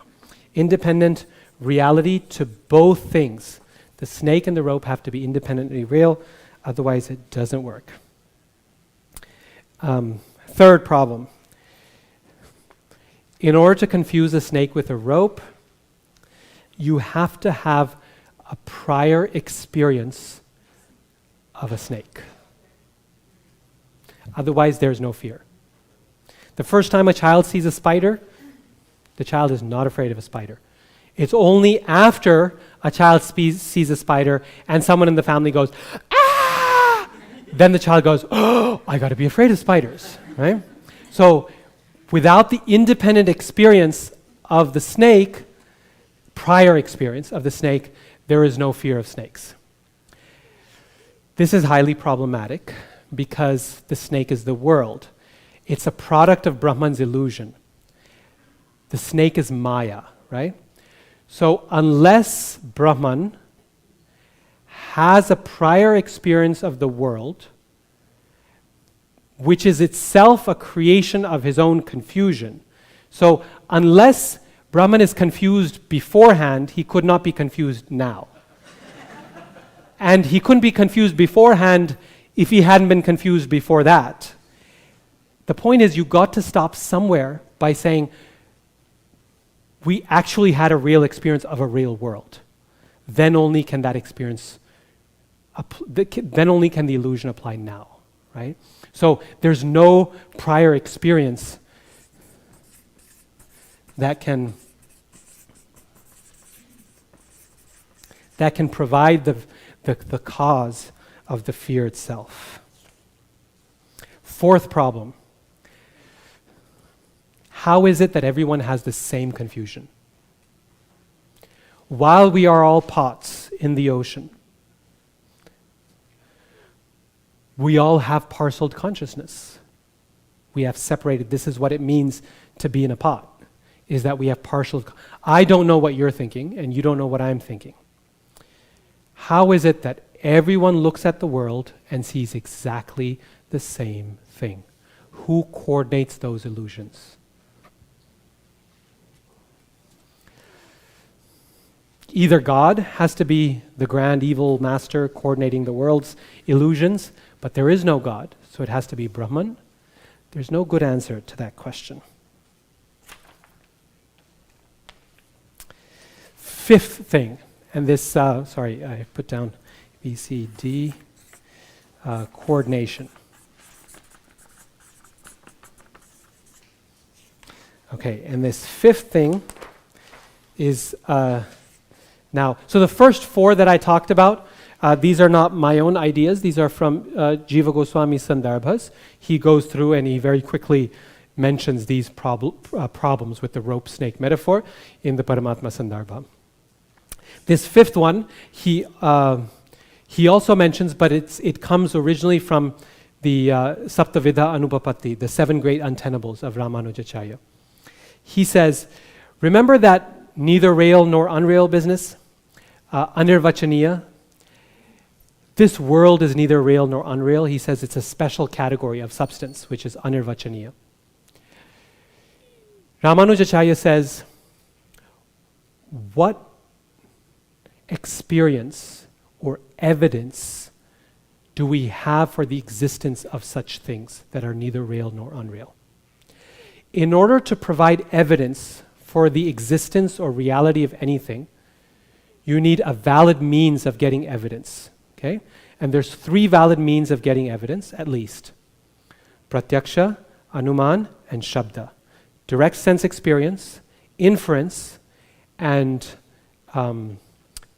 scripture. Shabda. And Ramanujacharya goes with each one, and he says, none of these 3 pramanas lead us to a point of where we can admit the existence of an entity that is neither real nor unreal. When you come to experience, has anyone experienced here anything that is neither real nor unreal? What does that thing look like? How do you experience it? It's not there, he says. There's no pratyaksha for it. Anumana, which is logic. He says the fundamental principle of logic is that something is either real or it's unreal, right? 2 opposites are not true at the same time. Real and unreal, or neither real nor unreal. A and not A can't be true at the same time. And then the third thing he says is in the scriptures, there is really no mention of any concept of this anirvachaniya, this half-existent entities, not there. So he says there's no way of actually getting to know, no pramana, there's no experience of any kind we have of these special entities of Maya.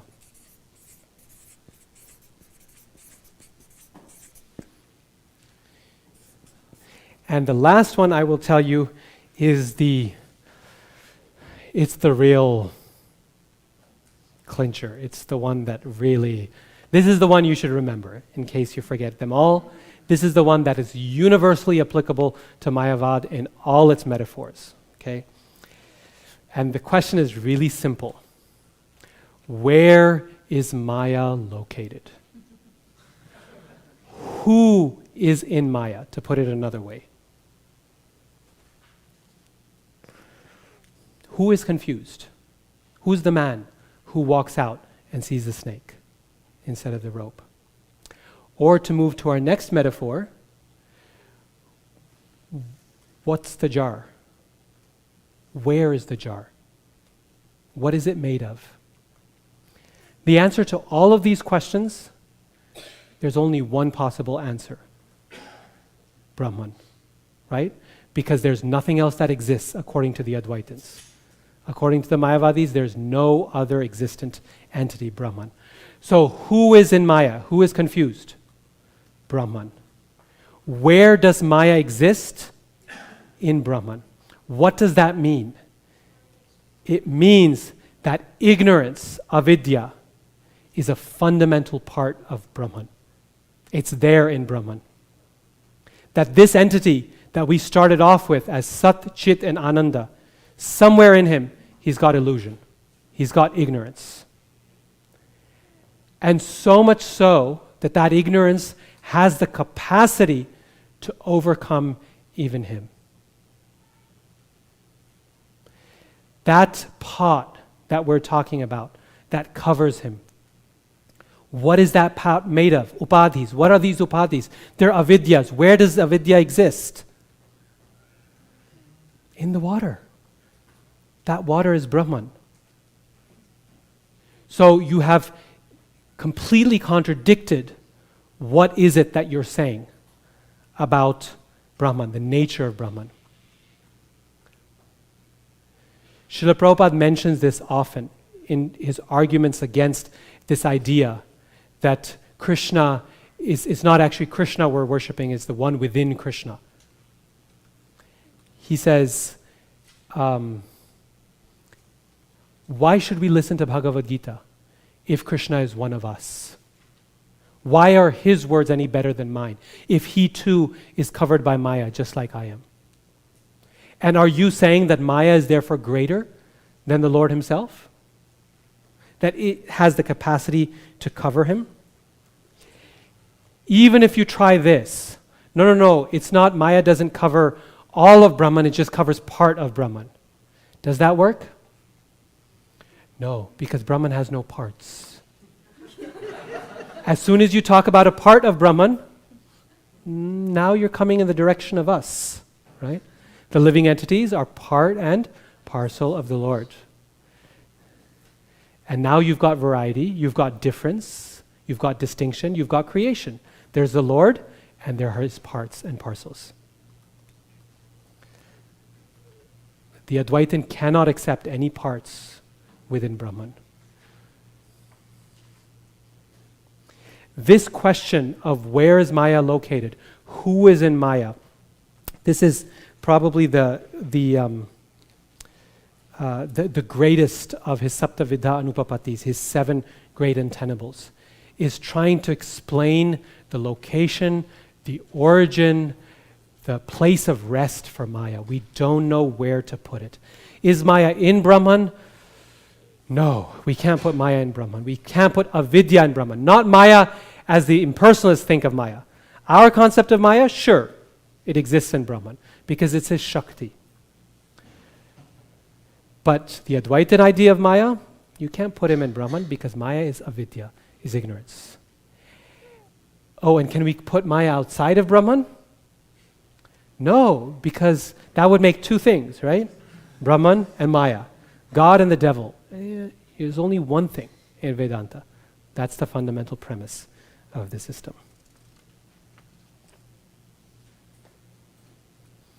Another follow-up question to this that Ramanujacharya asks. He says, how could anything have the capacity to obscure Brahman, to obscure the brilliance and the knowledge of Brahman? We are not talking about a table lamp here that is covered by a lampshade. We are talking about something that is unlimitedly brilliant and whose knowledge, whose very nature is knowledge. The Mayavadis say that Brahman is not full of knowledge.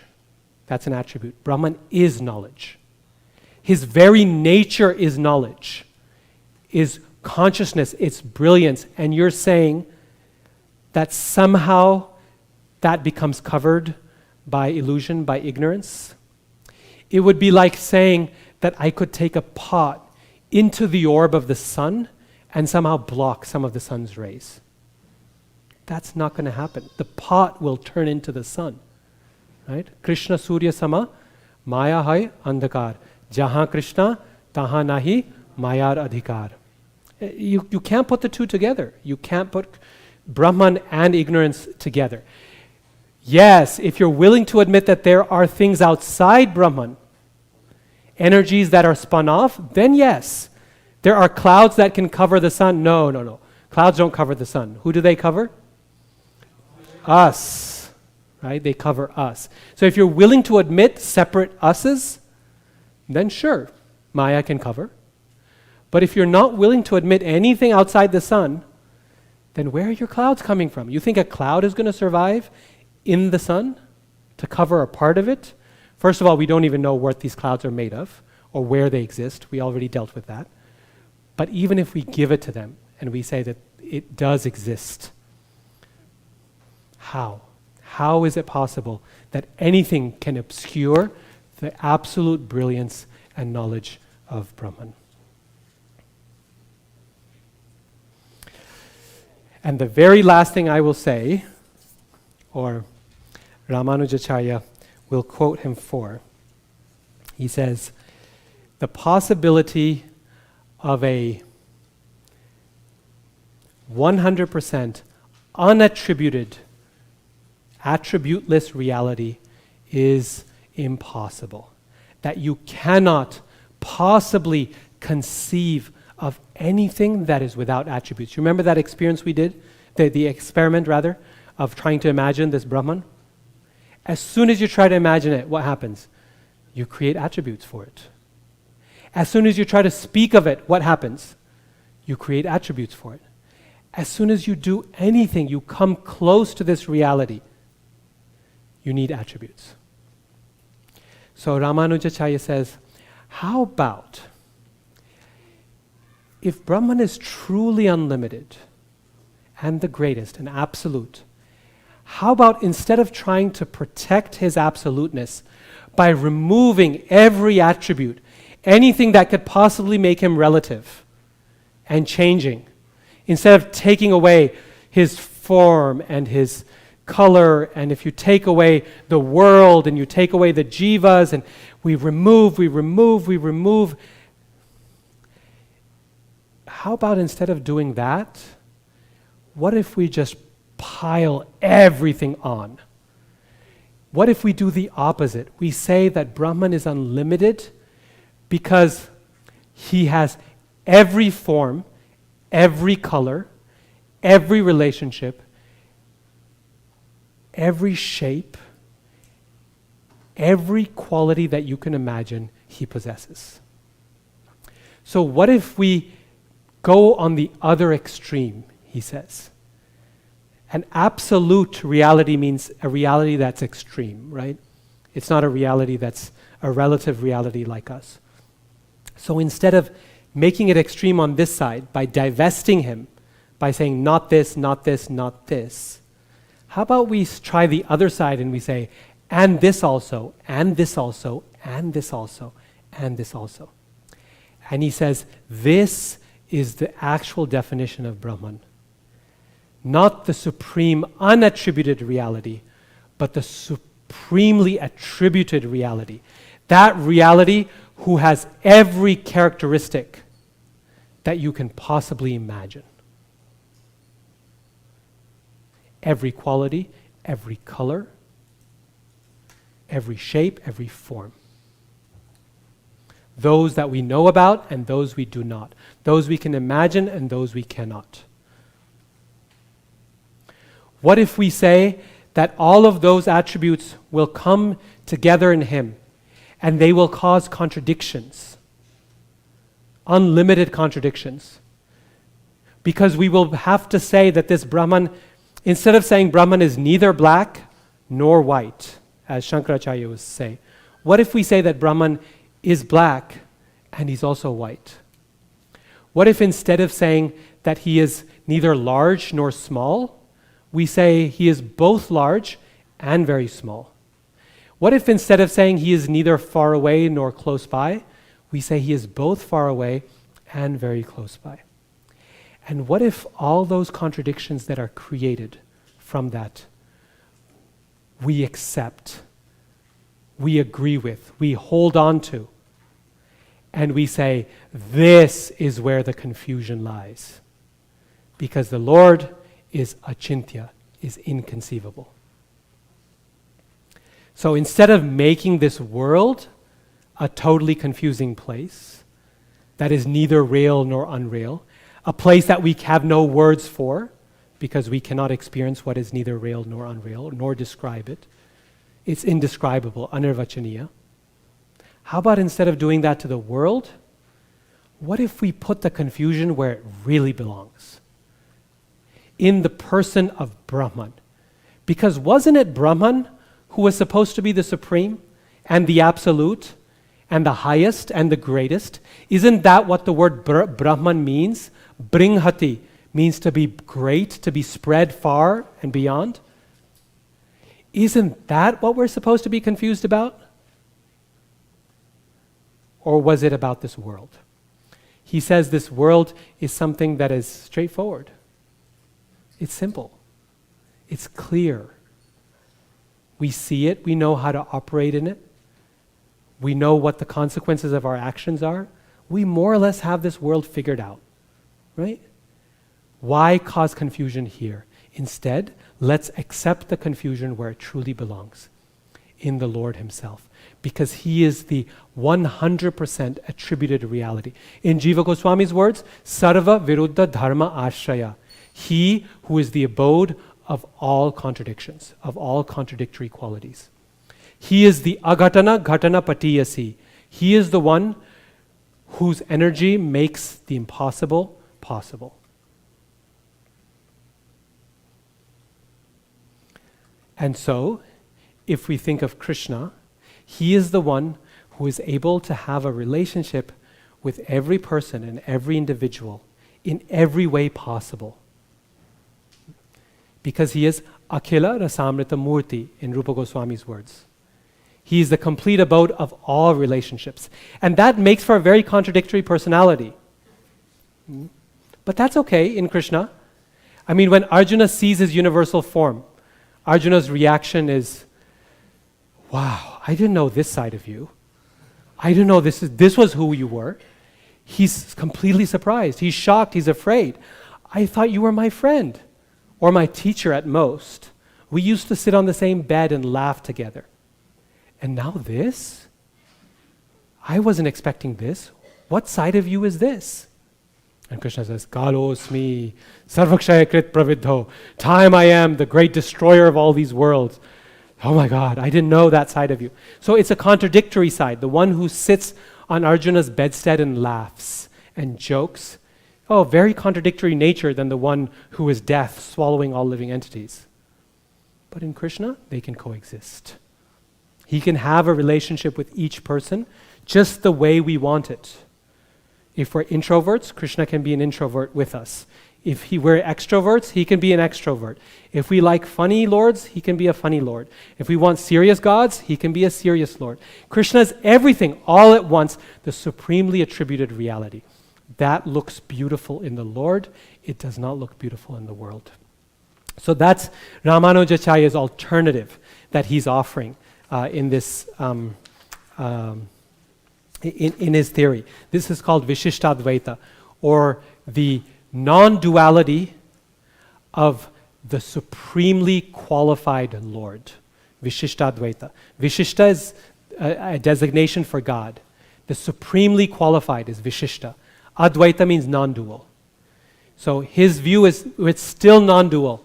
Everything is part of the Lord. Why? Because he's supremely qualified in every way. Every quality and every attribute is present within him. So, we're going to go through this and we're going to see how Ramanujacharya talks about his explanation of Tattvam Asi. It's beautiful. And Jiva Goswami's as well. That phrase that we put on the board today, you are that. We'll see how Ramanujacharya explains it and how Jiva Goswami explains it. Okay, so you have the full alternative picture. And we'll see how he regards this world and its relationship to Brahman. It's not the rope and the snake, not the pot in the water, but we'll see what our Vaishnavacharyas do to explain the nature of the jiva, to explain the nature of the world, and to explain the nature of Brahman. So we'll go through all of that, but I think this is sufficient for today. There's only so much philosophy we can take in. Yeah, so tomorrow here's the plan. I want to leave a few minutes for questions here.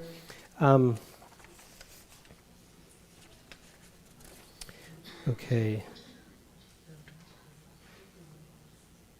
Oh yeah. Okay, so this is a nice note to end on. So Brahmananda, okay, this bliss of Brahman. Why are the Advaitins doing all this? Honestly, it's not to make anyone's life miserable. It's not to make their lives miserable. It's not. The reason is genuine. Everyone is looking for a way to end suffering and experience transcendental bliss. This bliss is known as Brahmananda, the bliss of Brahman. Why? Because the Upanishads say very clearly that Anandam Brahma, that Brahman is Ananda, he's bliss. So if we're going to know Brahman and we're not tasting this bliss, something is going wrong. So this attempt to achieve this bliss of Brahman, this is what the impersonalists are after. Sanatana Goswami, in his commentary, Digdarshani commentary on the Brihad Bhagavatamrita, he raises this question. He says, this bliss of Brahman is spoken about in our scriptures, and certainly the impersonalists claim to experience it. Is there such a bliss? Is there such a bliss? Is there a bliss? Is there a joy present in liberation? And he says, yeah, just a little. He says, a slight joy may occur. These are his words in translation. A slight joy may occur. What kind of joy? He says, this is the joy of a person who's diseased when they become free of disease. This is the joy of someone who is in deep and dreamless sleep, whose disturbing dreams are gone and can enjoy a deep dreamless sleep. He says, this is the joy that is present in impersonal liberation. You have basically turned off the pain of karma. You've turned off the pain of suffering in this world, but you've not yet experienced what life is really about. So just as when you're free of disease, you feel better, or when you're in deep sleep, you feel well, he says there can be some joy in Brahman. A slight joy may occur. But why then, he asks, do the scriptures talk about this joy of Brahman? Why do they go on and on about it? The joy of one who knows Brahman? He says, this is because of the tushyatu durjanaha nyaya, the logic of let the rascal be pleased. And what this means is that basically the scriptures give in a little bit. They say, yes, there is some joy. Just so you can try to give up the joy of the material world, and so that they can take that little joy and they can compare that drop of joy to the unlimited bliss of bhakti. So he says, therefore, a slight joy is described. The scriptures talk about it, sometimes in effusive terms. Tushyatu durjanaha, let the rascal be pleased. Let's give in a little bit and say, okay, there is some joy, I agree. But now try this joy. Yes, you felt that the banana was sweet, I agree. Now try the gulab jamun and see how it tastes. But then he deals with an objection. Someone asks, well, if Brahman is unlimited, which he is, anantam, shouldn't the joy be unlimited that you experience from this impersonal Brahman? And he says no. The reason is because Brahman is sukha rupa, but not sukha dhara. Means Brahman is the very form of bliss, but he is not the source of bliss for others. Why not? Why can't Brahman be the source of bliss for others, even though itself Brahman is bliss? Because Brahman is not attributed. There is no attribute. To be the source of bliss, you have to be blissful. You have to be able to give bliss to others. And the definition of Brahman is what? Completely no attributes. So Brahman is bliss. Brahman is not blissful. Brahman is bliss itself. And it is incapable of giving bliss to others because it is not sukha dhara.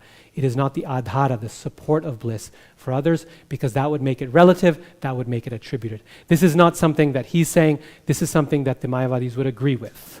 This is something they do agree with. Brahman is not blissful, he's not the source of bliss, he is bliss, period. And the only reason you're happy in Brahman is because you realize you are Brahman. But he says, Brahman is not the basis of bliss for others, but he is bliss himself. Krishna, on the other hand, the personal form is both Sukha Rupa, Ananda Vigraha, Ananda Ghana. He is the form, This word ghana in Sanskrit, he's always ananda ghana rupa. Ghana means like ghanashyam. Ghana means condensed. He's the thickened form of bliss. Ananda ghana. He's bliss in substance. If you could touch bliss, if you could feel joy, if you could hold on to joy, that would be Krishna. He's Ananda Ghana. And therefore, he is both the form of bliss and the source of bliss for others. He is Sukha Rupa also. Therefore, we call him Rama. Ramate iti Ramaha, he who is blissful, who enjoys his Rama. Ramayati iti Ramaha, he who gives joy to others, that person is also Rama. Therefore, he says, even though Brahman is unlimited, the joy of Brahmananda is a little drop. It's very limited. And therefore, it's not good enough to satisfy the soul. Once we achieve it, we want something more. And Krishna, on the other hand, is both. He says he's like a lump of sugar. The sugar itself is sweet, and anyone who eats the sugar also feels sweet at the same time. That's Krishna's nature. Okay, so I think that's a nice positive place to stop for the day. We are past our time. I think it was 1 o'clock that we were given, and was it 1 o'clock?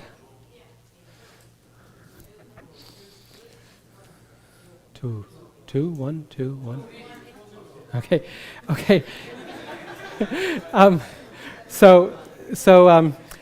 I think this is enough philosophy for today. Beyond this, our minds will explode, and so we're gonna stop here. But let me just open it up for a few questions, since I think it was 2, but I don't want to go further on this point, and I don't want to take questions for an hour. So let's do maybe 15 minutes of question and answers, and then after that we'll call it a day. We'll call it for close, okay? So this time let's start from the back.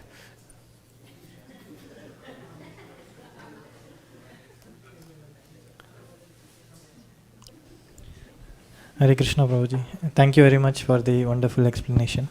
So, Advaita, to understand, is it true to state that Advaita talks about 3 subject matters, primarily Jiva, Ishvara, and the world, which is described as Maya, which cannot be described. Now, the question is, if, for example, if an Advaitin would see a tree outside, what is their take on the existential aspect of it? In the sense, if it is not bound to exist, in the sense of matter, so do they even acknowledge the physical presence, or in other words, do they consider pratyaksha as an invalid pramana? No. So this is a great question. I really like the question. The reason is because it allows me to speak about one important thing that I completely forgot in the Mayavad view, which is the different levels of reality. So the question you have is, how do you function in the world if you consider it to be neither real nor unreal? And it's a genuine question. And the Mayavadis would say, okay, there are 3 levels of reality. Okay, there's paramarthika satta, which means ultimate reality, the ultimate truth. From that perspective, this world is not real. Only Brahman is real. Our individuality is illusory as well. There's a level right below that called vyavaharika satta. Vyavaharika is conventional reality. And on the conventional reality level, it is true to say that there is a tree growing out there, that if you walk out in front of a bus, you will get run over. In the vyavaharika level, all of these things are true. So while we are in this world, we have to operate on the vyavaharika level. And this is how they justify the practice of bhakti as well, or the chanting of Hare Krishna, or Krishna Katha, is that this is all on the vyavaharika level. And in the vyavaharika realm, in the realm of conventional reality, these things are good. They give you good karma. Ultimately, there's no good or bad karma, right? Because the whole world is unreal. But on the conventional level, yes, there's good karma, there's bad karma, and getting good karma is better than getting bad karma. And purifying your consciousness, focusing it on the deity is better than doing it on sense gratification. So on all this level, we can talk about it. So they'll speak Krishna Katha on the Vyavaharika level. But from the Paramarthika perspective, from the ultimate perspective, it has no reality. So time, so whichever is subjected by time, I mean its material aspect, Yes. and is bound to degradation, Yes. those are accepted as a part of the conventional reality. Yes.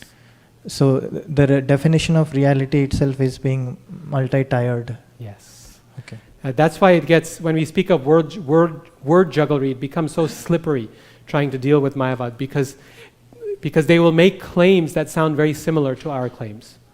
That, oh, we worship Krishna, and yes, we should do this, and it's good to engage in bhakti, we should study Bhagavad Gita, all those same, but it's all at the Vyavaharika level. Right? From the Paramarthika perspective, it's more or less unreal or useless. Okay. Thank you, Prabhuji. So Prabhuji, I will go back to Brahma Sutra. So in Brahma Sutra, essentially, Ved Vyas is describing what is Brahman, and then towards the end says how to reach there, basically, yes. Right? The Saguna and Nirguna aspect. But is there anywhere he is directly referring to the term Maya, or is it more like a derived meaning in the interpretations? In the Vedanta Sutra, yeah, I don't remember. I don't remember in the Brahma Sutra if the word Maya actually occurs or not.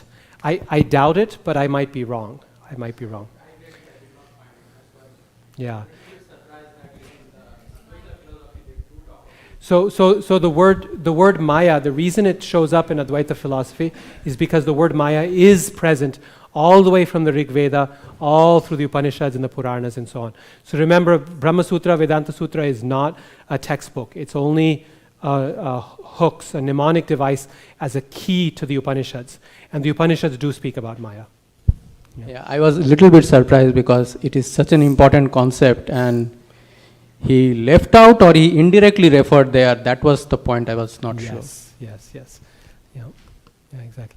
Prabhu in the back has... Prabhu, my question is related to Brahman. So if we say Brahman is the unlimited bliss, and in Mayavad philosophy, it means that Brahman is also the Supreme Personality of Godhead. Then if Brahman is the Supreme Personality of Godhead, then what is Ishvara supposed to do is related to Brahman. So is such a term, Ishvara also exists in Mayavad philosophy. Yes. And the other question is Vivekananda also a Mayavad philosopher, or is a Bhakti follower? Yeah, so Ishvara does exist in Mayavad philosophy because Ishvara is God on the Vyavaharika level, on the level of conventional reality. We can speak of him as God, but not from the ultimate perspective. From the Paramarthika level, there is no God. There's only Brahman who is existing. There's no supreme personality of Godhead, no Bhagavan who is existing at that level of ultimate reality. Yeah, and then in regards to Vivekananda, I don't want to comment on particular authors or gurus or teacher. I said that at the beginning of the. Better you take the understanding that we get from this discussion, and then you can read their works and you can apply yourself and you can see, or we can discuss individually afterwards. Okay. Thank you for the nice discourse, bro.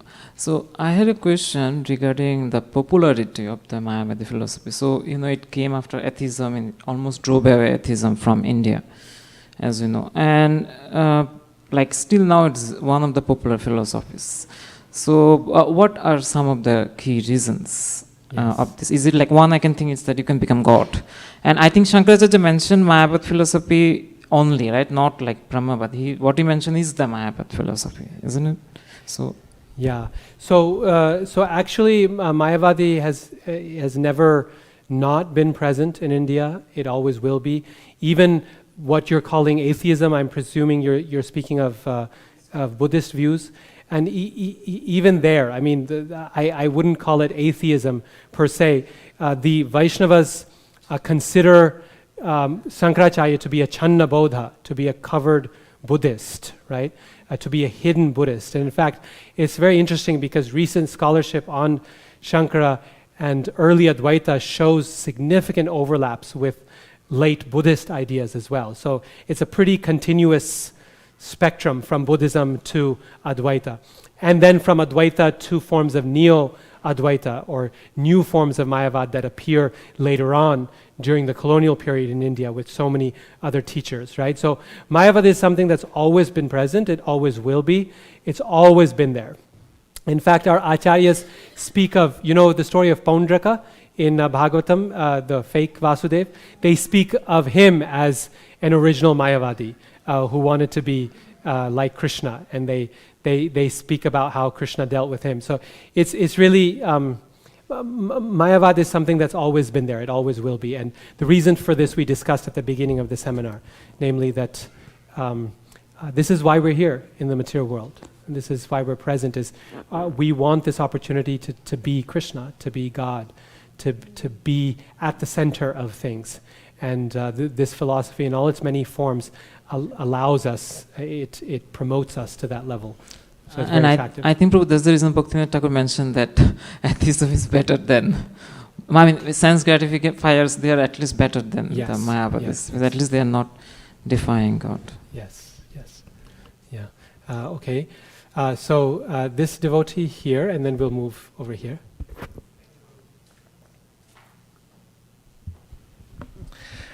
Thank you, Prabhuji. Prabhuji, my question is related to Brahmananda. Like, do Mayavadi really get Brahmananda? Because the tool that they are using, the scriptures, they themselves say that the Shabda are not enough to describe the Brahman.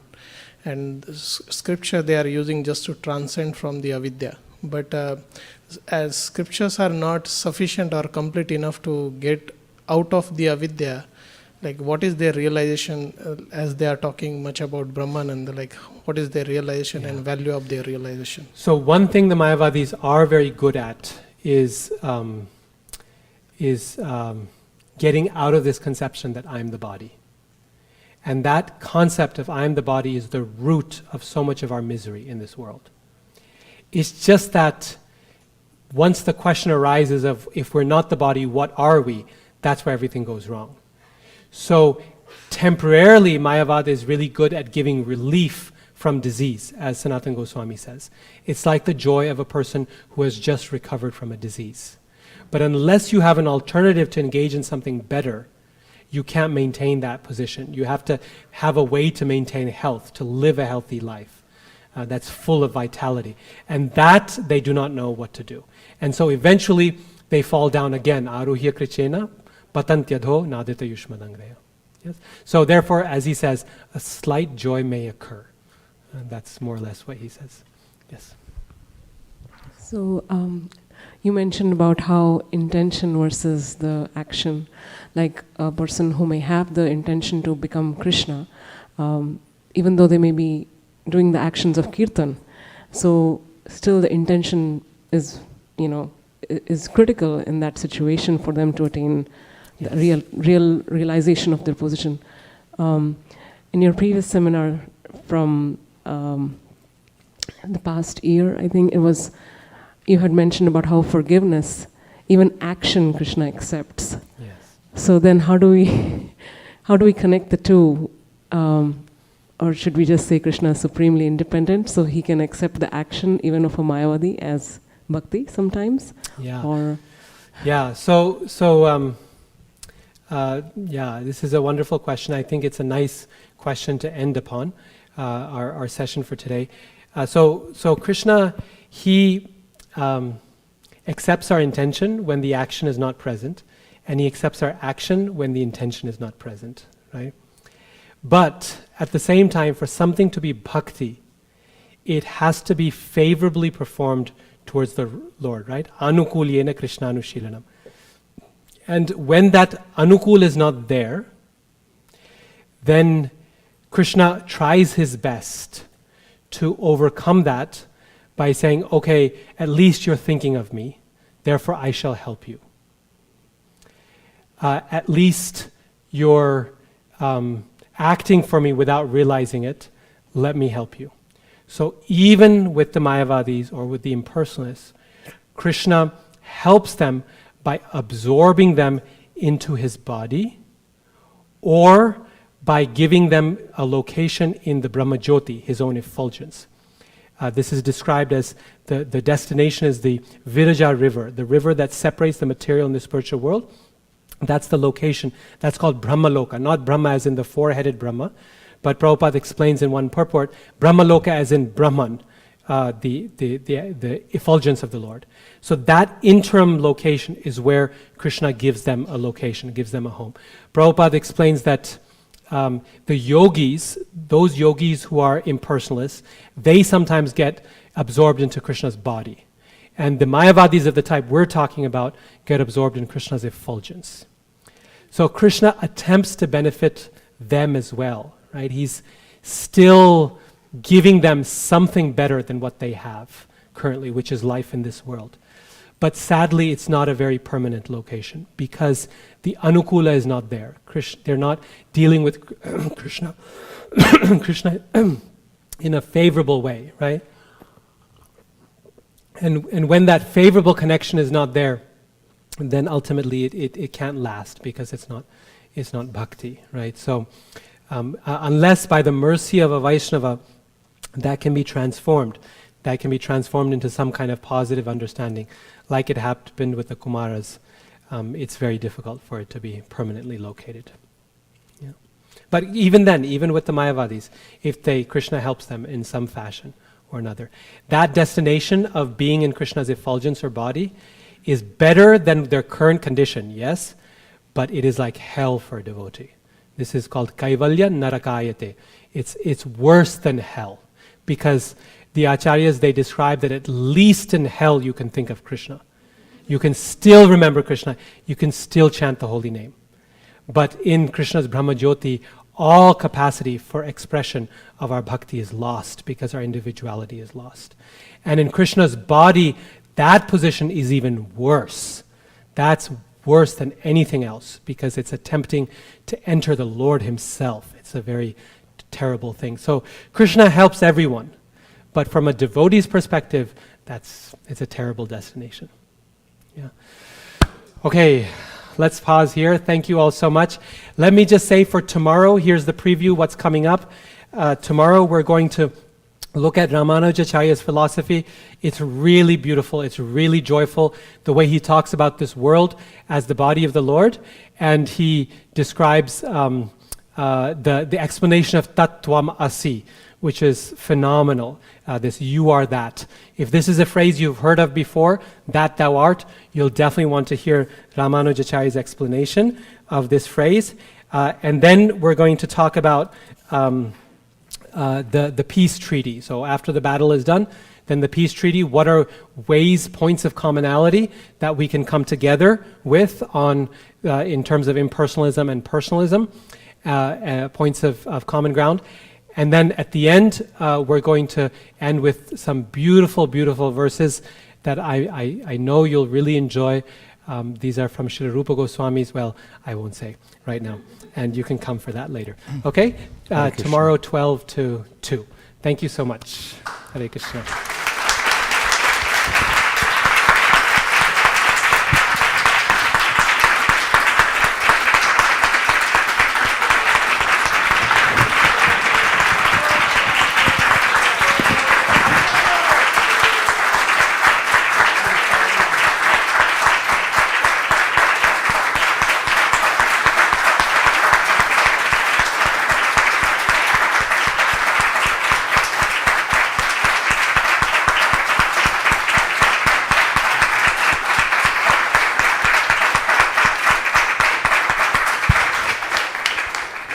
Lord Chaitanya Mahaprabhu told Sanatana Goswami after Sanatana had traded his fancy blanket with an old quilt that a doctor does not let even the last vestiges of a disease linger within the patient. So similarly, as Prabhu has advised us, any trace of mayavaad that we have left must be eradicated by coming back tomorrow at 12 o'clock. Please don't leave it a chance. It's a rare opportunity to hear information about Krishna so perfectly organized and coming from a pure heart. So try to be here front row, or at least join online, but don't miss this for any reason, is my humble advice. Let's thank His Grace Radhika Raman Prabhu one last time, but not too long because he's got to go home and rest. Radhika Raman Prabhu.